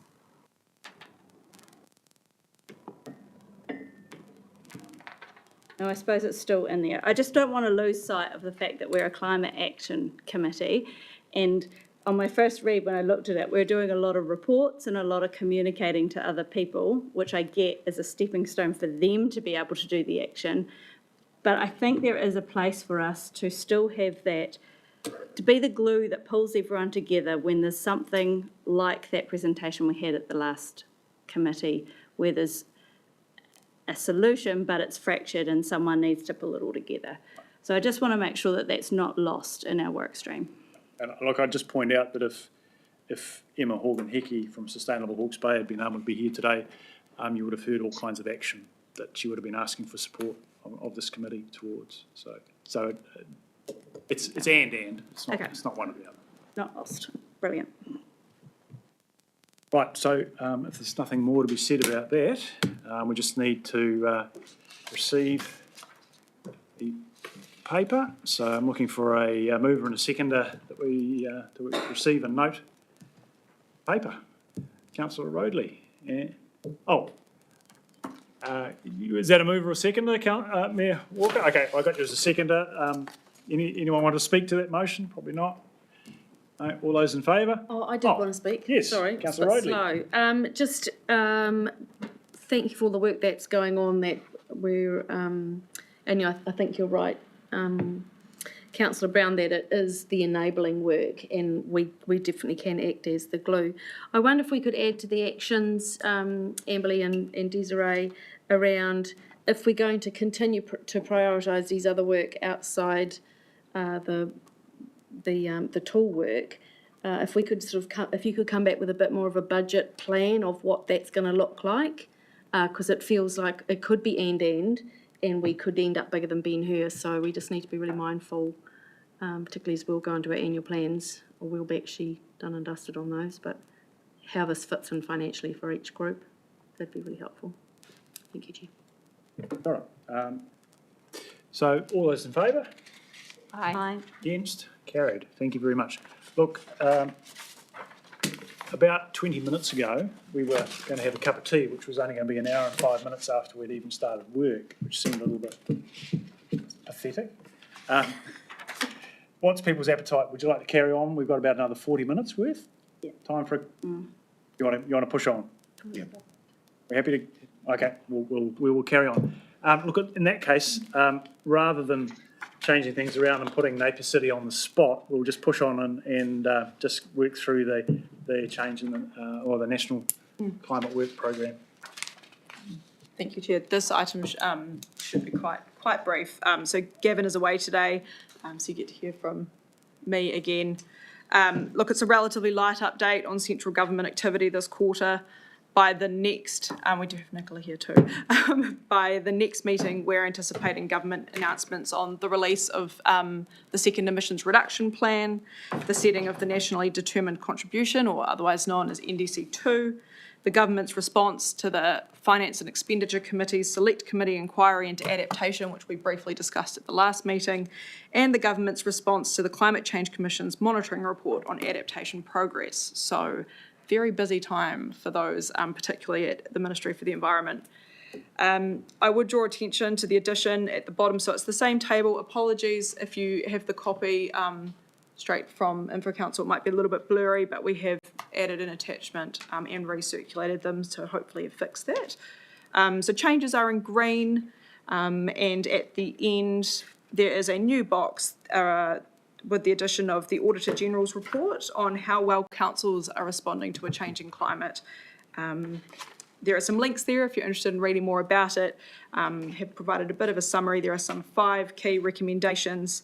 And I would note that the Auditor General made comment about the challenge from translating climate change from a strategic priority to one in practice. So I guess echoing that, this challenge is being felt by people around the country and decision makers around the country and communities around the country. So there are some really, I think, constructive recommendations in that report, and I would encourage you to read them. And I think with that, I'm happy to take any questions. Right, whilst my colleagues are thinking of questions, I'll get cracking on. So the Parliamentary Select Committee inquiry, climate change adaptation, I think the big news for Hawke's Bay and particularly for anyone involved in the Coastal Hazards Joint Committee was the difficulty that committee had coming up with any sort of landing on a position about who should pay for things like managed retreat. I note that that's not the end of the failure of the report of the Select Committee to do that might not be the end of the story, because the government has yet to respond on that. So can you tell us whether there's how that process might work? Is there any expectation of greater direction on these problems, or is it? Yeah, an educated guess would be that, the government have been quite quiet on the adaptation framework policy work that's underway. And like I said, it does also tie in, I think, with the Climate Change Commission's report on adaptation progress to do with the National Adaptation Plan. Those deadlines for a government response all seem to fall around the same time. I am hoping, with anticipation, that we will have more detail on the adaptation framework from the Minister of Climate Change and his officials later this year, when they, as part of that response, from earlier indications of timeframes, public timeframes, that they have indicated that it is coming. So no firm date, but the adaptation framework, I think you could expect to see some of what the inquiry have, like what the findings were there. That should be reflected, I suspect, in the policy for the adaptation framework announcements, but what that looks like yet we don't know. The good news is we will have it before your next meeting. So Not necessarily a bucket of money to. Well, I hope we'll have something anyway before your next meeting. Thank you. Team, questions? Look, I have one more, and it's it's on the latest piece here. I'll just try and get to it on my blurry copy. The Auditor General's report. Now, it's probably a fantastic, I think this dovetails in quite nicely with what we're going to hear from Napier City Council on their great work on the emissions reduction plan, but it just really speaks to the Auditor General spoke to the opportunity for councils to work, well, regional collaboration, which we know anyway, and we're doing better and better all the time, but specifically around the opportunity for better regional collaboration in the climate space. And I took, the biggest messages I took out of it were performance measurement and sharing ideas. And so actually both of those things are actually evidenced really, really well in Napier City emissions reduction plan, and that they're putting numbers, they're developing targets and putting numbers around them, but also offering to share how they get there and to work together with other councils. I do think that dovetails in well with the Auditor General's report, but it has been, I will take the suggestion of staff and thank Amberley at this point for her fantastic support for the chair and deputy of this committee, and also a lot of other staff across councils and mayors. She's doing a fantastic job, but the offer is to take the Auditor General's findings and process them through our tag and just get some feedback about how we may adopt the findings, how we may let ourselves be guided, this council's work and the tags work, be guided by the Auditor General's findings. I think it's a fantastic idea. And yes, I would like to instruct staff with the support of the committee for that for them to come back to us in March with their considered suggestions about how we may be able to better respond.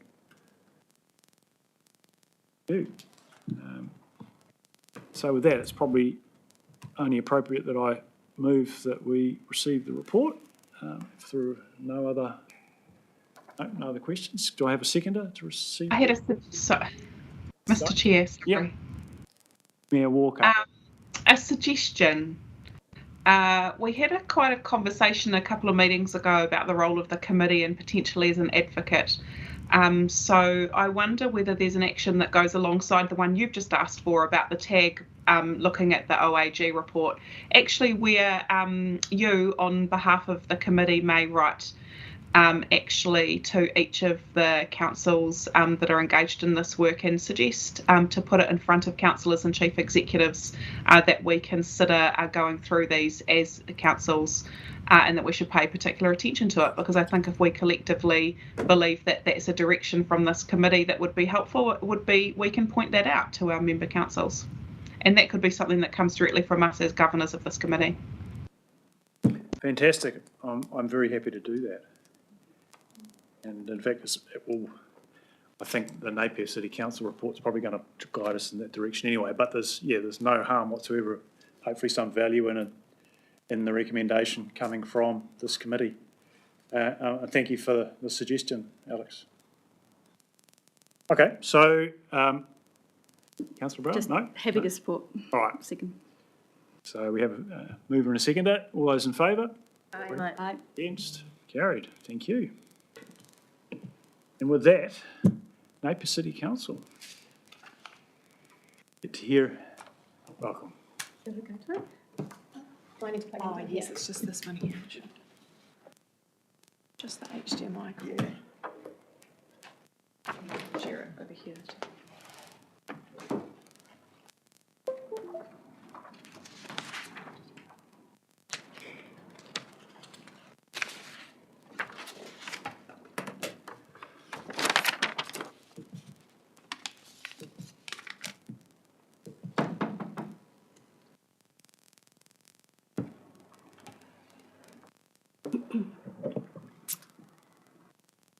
Kia ora koutou, ko Michelle Duncan tōku ingoa.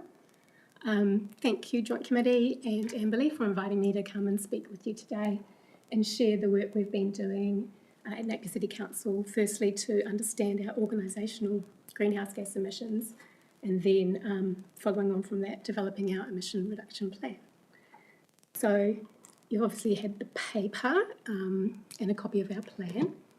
Just got a few slides to kind of prompt me. Just some of the context. So this fits into Napier City Council's strategic priority to deliver a financially sustainable council. Emission sources generally correspond to cost, whether that's fuel use in the fleet, gas being used in the boilers, waste being generated and going to landfill, or business travel or other sources of emissions. This work builds on previous commitments that Napier City Council made, the local government leaders' climate change declaration, and also a climate position statement that was endorsed back in 2021, I believe. It's very much inward looking, the work we've been doing. It's about getting council's own house in order and taking responsibility for those emissions that are under direct council control, originating from council's facilities, buildings, the activities of staff and the services that council provides to its community. We really feel strongly that it's about demonstrating leadership before we can be credible and go out to our community and ask them to also make changes in the way they operate their businesses,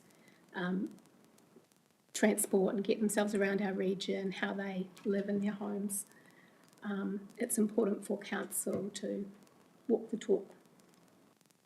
Also, it was important to align with national policy directions, the targets we have committed to internationally and also nationally, and the plans that are coming out of central government, whether they are emission reduction plan or the climate adaptation plan.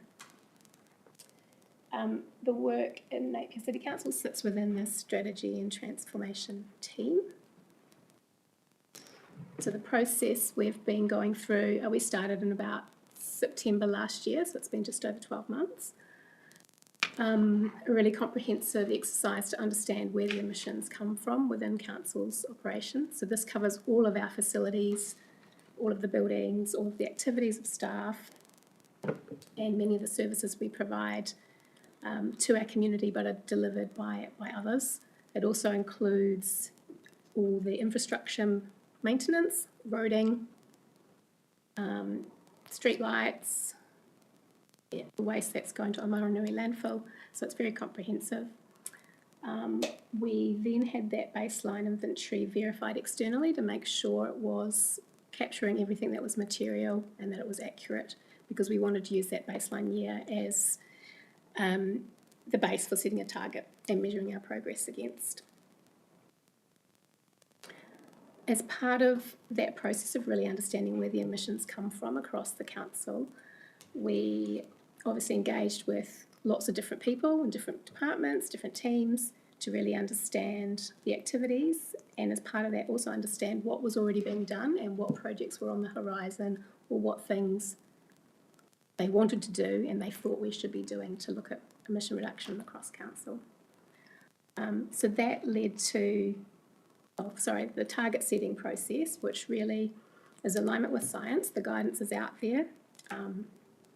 The targets are aspirational. You would have seen in the project, in the paper, 63% reduction by 2035. That correlates to the 43% by 2030. But obviously is over a longer time period, because it recognises that we're really only just getting started. We're kind of late to the party. A number of councils were starting this work back in 2018, 2019, when the Zero Carbon Bill was enacted. So bringing all of this information together into the plan that we could share, first of all, across the council and with our councillors for their feedback. It went through the different people in the business and the organisation that were involved in the different projects first, for them to have the opportunity to provide input and feedback. And then it went to the executive leadership team, who reviewed the plan in detail twice. And from there, it went to the elected members for their approval as well. So the little graphic on the bottom sort of shows the process. It is quite linear, but it's iterative as well. We're still reporting our measuring and reporting on our emissions annually. And the other important factor is communicating what we're doing. So that is an area we're still developing and still working on in terms of our communication strategy to get it out and embed it within the council's operations, and also sharing the plan with you as part of that process. You all be familiar with this, but I just wanted to recap so you can kind of understand how this fits. This is obviously Hawke's Bay Regional carbon footprint from 2022, 4,340 kilotons of carbon emissions from our region. This is Napier City's community footprint for the same time period, so 443 kilotons of carbon emissions come from Napier City as a region, or as a TLA area. And then if we drill down to that and look at just Napier City Council, what are we responsible for? So 36 kilotons, and that's in 2023. So Napier City Council as a portion of our total region is 1%, but it's still 36,000 tonnes of carbon emissions annually that are being emitted into the atmosphere. So that's about 8% of the Napier City community footprint. So it is significant. It's probably more than, well, I can tell you it is more than Napier Port, including all the shipping. It's more than Hawke's Bay Airport, including all the flights. So while it's 1% of the region, it is still a significant. This just presents that pie chart in a different bar format. So the emissions at the bottom: diesel, petrol, natural gas, wastewater treatment, agriculture and electricity. That's our scope 1 and scope 2, so under our direct control. The ones nearer to the top, capital goods and purchased goods and services. They are what we call our scope 3 emission sources, so they don't result directly from the assets that council owns, but they are very much resulting from the activities that council provides to its community. So that we don't own the trucks and the vehicles constructing those assets or maintaining the roads or providing the curbside waste collection services, but it is a direct responsibility from council's activities. So that's why we need to include them in our tree. Process for developing the ERP. I sort of already covered this, but yeah, it was started off with that baseline inventory, external verification, engaging across the council to understand what opportunities there are and what projects were already underway and would also contribute to emission reduction. And that was actually something I did find with engaging with lots of people. There are a lot of good things going on, sometimes for other reasons, but they will contribute to emission reduction as well. Alongside that, we've been developing relationships with ECA, Energy Efficiency Conservation Authority. While there's less money available now for decarbonisation projects in terms of funding the actual asset replacement, there's still funding available for councils for things like energy audits, feasibility studies, new technology demonstrations, business case development. So the RETA process was another example of where we were engaging with them. We've built up some quite good relationships with our energy retailers, our electricity and gas retailers, with Water New Zealand, who's got lots of good guidance out there around wastewater treatment plants in particular. Aotearoa Council Climate Network is a network of all the council offices, and they've got lots of great information out there, lots of resources available. And we've also been working with a number of our suppliers, particularly through the asset and infrastructure teams, so the roading contractors, the designers and the specifiers of the products. So we've had some good progress there. I also reviewed a number of other councils that are further along on the journey, reviewed their plans, their targets, and some of the initiatives. Like, we don't need to recreate the wheel. I think someone's already said today, there's a lot to be learned from those who've gone before us.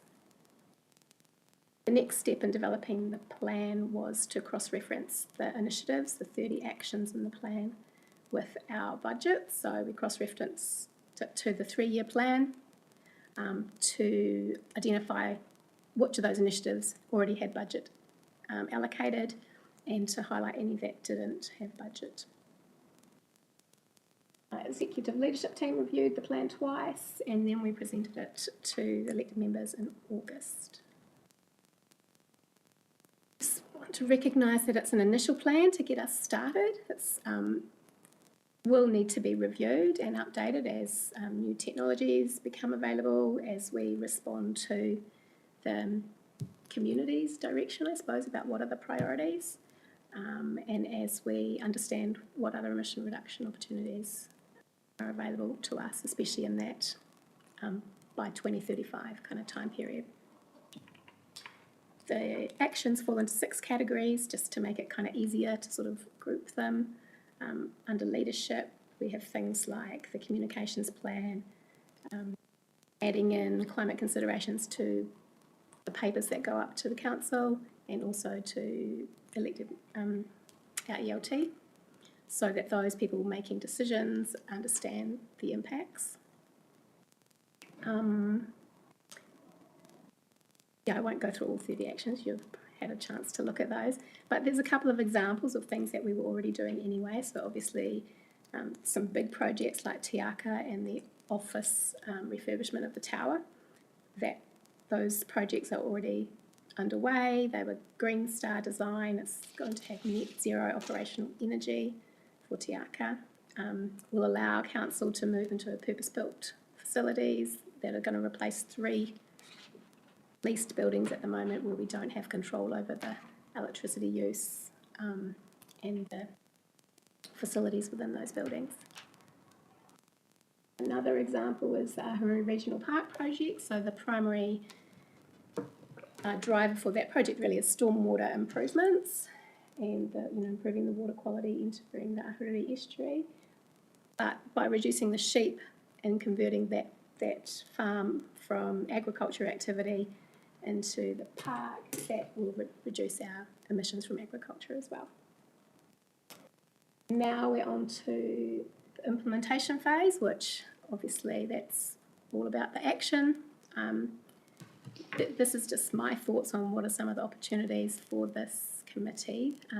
All councils really, deliver the same types of core activities, while there might be some differences between the types of plant or the types of facilities you have.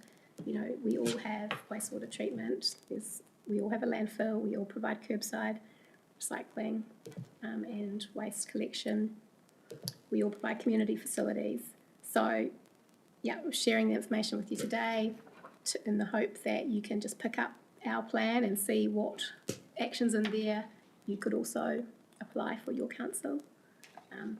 There are some joint initiatives already underway, so obviously we've had this committee, but alongside that we've got the Waste Minimisation and Management Plan, which is Hastings Council and Napier jointly. And we have the Regional Public Transport Plan as well, which is led by Regional Council. So, yeah, there are some things, collaborations happening across the region. Councils have significant spend and influence, and I think some areas that are opportunities are really around the low carbon infrastructure. If you remember back to the bar chart, which showed the capital goods and the purchase goods and services, I think there is opportunity for us to collaborate more around what good looks like on that low carbon and drive emission reduction that way. Again, procurement is another one that we could all collaborate more and work together on that. There is some shared services work going on at the moment. There's a fleet utilisation study with the Regional Council and Napier City, but again, there's no reason that can't, the learnings from that can't be applied more widely. And then lastly, just, more knowledge sharing like this between council officers, I think can only be a good thing. And sharing not just across councils, but with the PGSEs and the Tai Whenua organisations as well. Happy to take questions. All right, well, we'll go to the floor for questions, but congratulations. Well done you Michelle, and well done to Napier City Council. It appears that it is our first council in the region to actually have an emissions reduction plan and targets. That's fantastic. And a willingness to share. So, go you. Thank you. Questions? Councillor Kerr. A really simple question. When it comes to process and council decision-making, is emissions reduction and climate change factored in every single one of those decisions you make by way of just normal decision-making process? It's not yet, no. Thank you. It is in our template report. And it's coming for us. That's lovely. I've got a couple of staff here that. Yeah, thank you. That was really, really interesting. But that's good to know that it's in regional councils already, because that we could all just pick that up. Yeah. You don't need to do it separately, individually. Councillor Rodley. Thank you, Chair. Yes, and well done, Napier. That's sterling work. Has this gone public with your community, and what has their response been? Yes, it's publicly available. It's on the Napier City Council website. Do you just do a quiet, sneaky it out there, or do you do a big bells and whistles, bang, bring up the brass band? We did a press release. Yeah. Yeah. I don't think there was a massive amount of community response, but Silent I suppose because it's kind of acceptance. it's kind of internally focused as well. It's more about council's own operations. My focus has more been around making sure the staff at council know what we're doing and how they can be involved.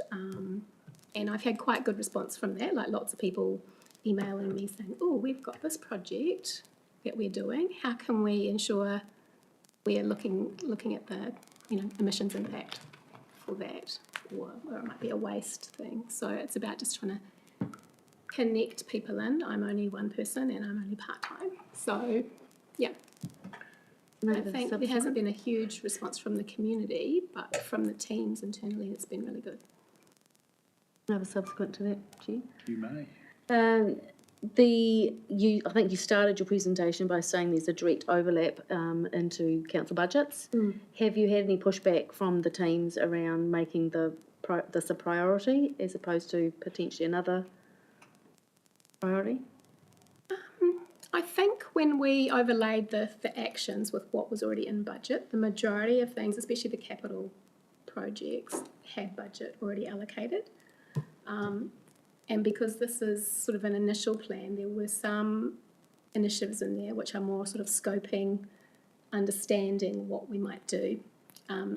Those ones may not have had budget allocated, but I think it was recognised, especially by ELT, that they would be worth investing in to give us more clarity for next time when we come to the next LTP, which is only 3 years away anyway, right? So.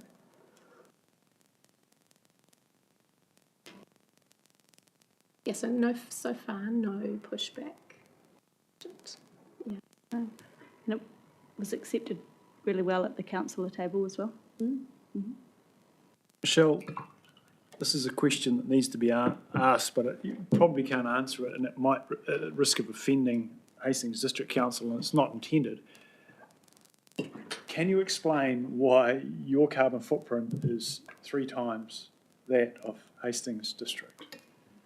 So I haven't seen the inventory report from Hastings, but I would suspect that they haven't included the full Scope 3 emissions around capital goods and purchased goods and services. But in the report, you have to state what's included and what's excluded and why you've excluded it. So that would be my suspicion, but yeah. That was my We can assumption. probably catch up offline, I think. Yeah. And it's the standards for emission reporting. So there's an ISO standard, which we follow. But to include full Scope 3 has been a bit of an evolving journey. When people started out, they just reported on Scope 1 and Scope 2 because that was under your direct control. But last year we had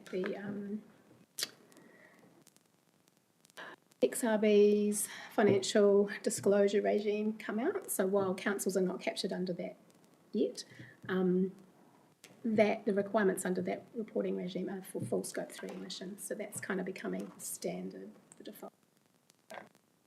Although they have been giving an extra year's grace, the entities that are required to report under that framework. And I thought it was, fantastic the way the report highlights that purchase services make up, the overwhelming was 80, 90% of your overall impact. And through thinking about that, attention to that, there are affordable ways now, not for all, but there are some options now. Yeah, and that's not necessarily going to cost a lot. It's about working with your suppliers in the supply chain, including it in your tenders. Asking them how they can help us. I'll give you one example as well. So the photo that was on there was that photo there. That's concrete curbing and channel down at Ahuriri. That's 50% lower emission concrete. You wouldn't know it to look at it. It's no performance difference. It's just replacement of some of the material. So it's got less cement in it. It's replaced with another material. Still the same performance, 50% lower carbon. So it's just a specification change, those kind of. Another one is the chip seal that they're using. Emulsified chip seals made much lower temperature. So I think 70, 80 degrees rather than 150, 160. So it just comes down to specifying that. There's no cost differential, there's no performance differential. In fact, it's actually got health and safety benefits for the people that are laying the chip seal. Kind of a win-win. Thank you. Sharing that. Mayor Walker. Kia ora koutou. I just love. Great. So cool to see this work. Thank you for sharing. I've got one micro question and one macro question. The micro one is in the waste minimisation plan work that you've been doing together with Hastings, has there been any contact with the technical staff from Wairoa and Central Hawke's Bay in terms of understanding and collaborating in that space? So I'm not fully involved in that. Okay. The waste teams are, but that was a question I had too. Like the joint plan is Napier and Hastings together because they jointly own Omaranui landfill, and that's a plan that they have to do every 6 years, I believe, and that's a regulatory requirement. But as I was doing this presentation and doing my emission reduction plan, I was thinking, from a regional perspective, what about the other councils? You obviously have I think there's some obvious places that we could connect. I mean, we operate a landfill in Central Hawke's Bay as well, and are dealing with composting issues and emissions issues as well. And I think there's probably a smarter way we work together on those things. But that's a micro side issue. And the second one is, excuse me, Alex.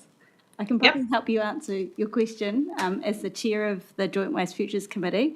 I don't know specifically on that, but we've asked our staff how often they're in touch with your staff, and they say that they are in contact regularly. So I can follow up and just check that this has been discussed, but my understanding is that we've asked them to take a regional approach in terms of information and data sharing. Cool, thanks Hayley. The second thing was just about that question about scope of the review. This is something we're all going to need to be looking at. Is there some way that we can share information through the tag around who does this work? Is there a way that we can collaborate to make it more cost efficient, and around scope so that actually we're working from the same starting point? That would be really, really helpful. So that's just something to go to the tag. Thank you, Alex.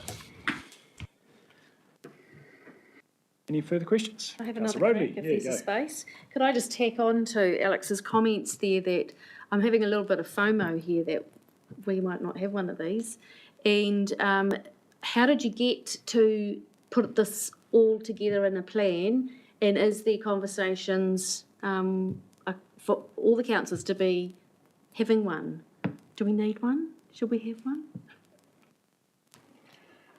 Well, the Auditor General said if you don't measure, you can't manage, so. the Well, I answer know is that we are measuring, and I know that we are doing these things, but I don't know that we have a nice little tidy plan put together like this with 30 actions or how many actions, that's just a nice, concise, pick it up, here's what we're doing. Ours is, it is implicit, or explicit across everything we do, but could we have one? Should we have one? Should we other, don't are you have talking to targets. other councils? Die, Regional Council doesn't have a target. Napier City Council does, well done. Through We need one. Yeah, through you, Chair. I just thinking, I know Graham, you might want to speak on behalf of HDC, but I know we do have James here in the room from the Regional Council. If we could invite James to comment perhaps from a Regional Council perspective on this He's probably work. cringing because we've got one all ready to arrive on the desk, but. Kia ora, folks. Afternoon. Through you, Chair. We do not have a formal one for HBRC. Very jealous, by the way. We have been exploring formalising an ERP with our external provider, ECOS. If you recall, we did review this, I think, at CNS a few months ago. The main hindrance for us is the internal combustion engines. Until we have a clear pathway to resolving that for our Scope 1 and 2 emissions, that's really the main thing that we need to look at from our reductions, Scope 1 and 2. What this discussion has brought to the fore is that we also need to look at our Scope 3 because we have not been including that in our direct reporting. That, I believe, is a function of, as Michelle alluded to, we've been baselining since 2019, and at that time, the uncertainty around the Scope 3 emissions reporting was deemed to be too difficult to address for HBRC. We are going back to our provider to readdress that as part of the 24-25 emissions review that they do and audit for us, just to understand the scope and additional costs that they'll come in. Given the reporting framework has come a very long way in those 4 to 5 years since we started, I think it's important for us to relook at that. The other piece for HBRC that we did look at was the green loan implication of setting that as well. And so if we unlock, a viable pathway to meeting those science-based targets for our emissions reductions, that does have further flow-on effects for HBRC, and it's also a financial position as well. So yes, definitely more to come within the space for HBRC on that. Speaking across the region, though, is there a role for the Regional Council to play in uplifting but sharing what Napier has done in a way that smaller councils, CHB, Wairoa, can then formulate their own plans? Obviously, the content will be different, but as Michelle said, there's lots of transferable stuff. Is there a way that we can do that to get everybody, bring everybody with us on? Because Napier's obviously not going to do that because that's not their role to do that.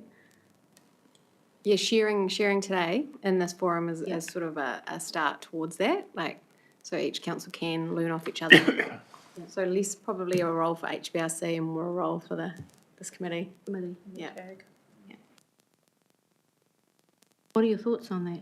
Is that something, we've looked at your work stream and we've already added something to it again today. This is another thing that we're adding to it. Yeah, through you, Chair. It's actually in the work stream. So it's the bottom line on work stream 4 under the monitoring regional progress and council-led action. So support all Climate Action Joint Committee, Council and Mana Whenua members to calculate their organisational carbon footprint. So it is actually built into the work program already. It's not something we have looked at yet, but I think it's in there as something the TAG were quite keen to pick up early next year in following this conversation. Because it's not just the calculation, is it? It's the actions, it's the action, baselining, it's a whole lot more than just a simple, here's your number. Yeah.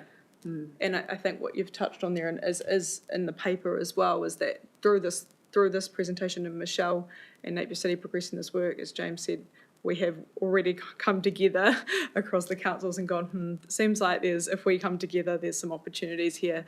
And again, how do we share those learnings more broadly? And so for all members of this joint committee as well, and that commitment through that work program to share those learnings with Tai Whenua, with the PSG organisations as well. And as you said, it's not a case of we don't always have to do the bells and whistles. What are some of the easy ones as well? So there's commitment from the TAG through the work program to pick this up. Okay.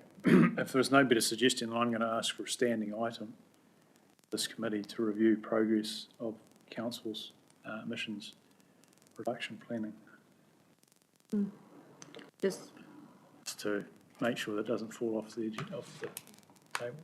As Michelle says, you've got to look at your own house before you can ask the public to do their thing. Yeah, Mr. Chair, I think that's number 36, paragraph 36 in our agenda paper, so the staff are way ahead of us. Is it? Is it? Oh, okay.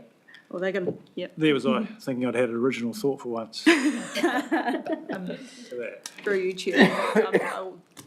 The TAG, when we come together, we'll take the advice of Michelle and James and others who are working more closely to this around the frequency as well. I know with emissions reporting it, sometimes there's not much change in a short period, but as you say, so it may be that a standing item, whether it's every meeting or depending on the meeting frequency, what's most appropriate, but. For me, the question is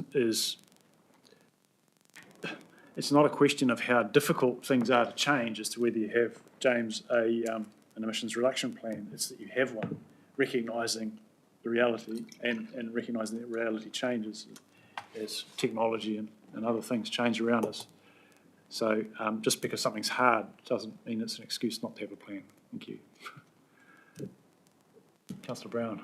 I have a question, but it's not related to Michelle's presentation. It's something else in the paper. Do you want it now or later? Oh, you go now. Yep.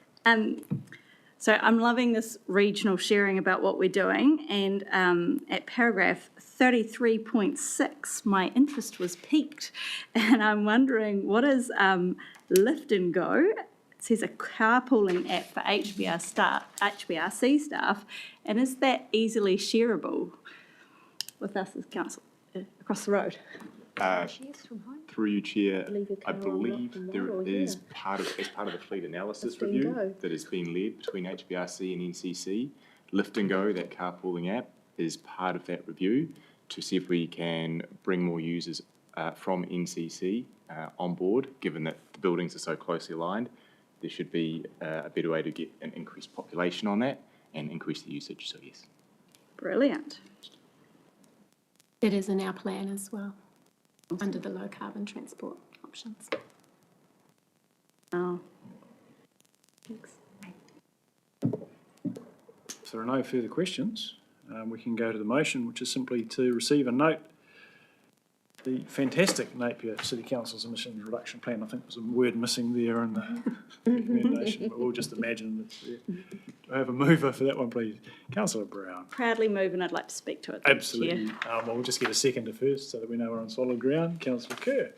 Oh, so, sorry, Mayor Walker, did you want to second that one? Did you? No, it's all right. Okay, so I've got Councillor Kerr seconding that one. Oh, Councillor Brown. Yeah, kia ora. It's a rather proud moment to stand here and have something that we're doing celebrated on the regional stage. And just to say, as a governor, like, not all of these things need to cost money. I know we're all really budgetly constrained. One that quite proud of that we just signed off recently, number 29 on our list, was electric vehicle chargers.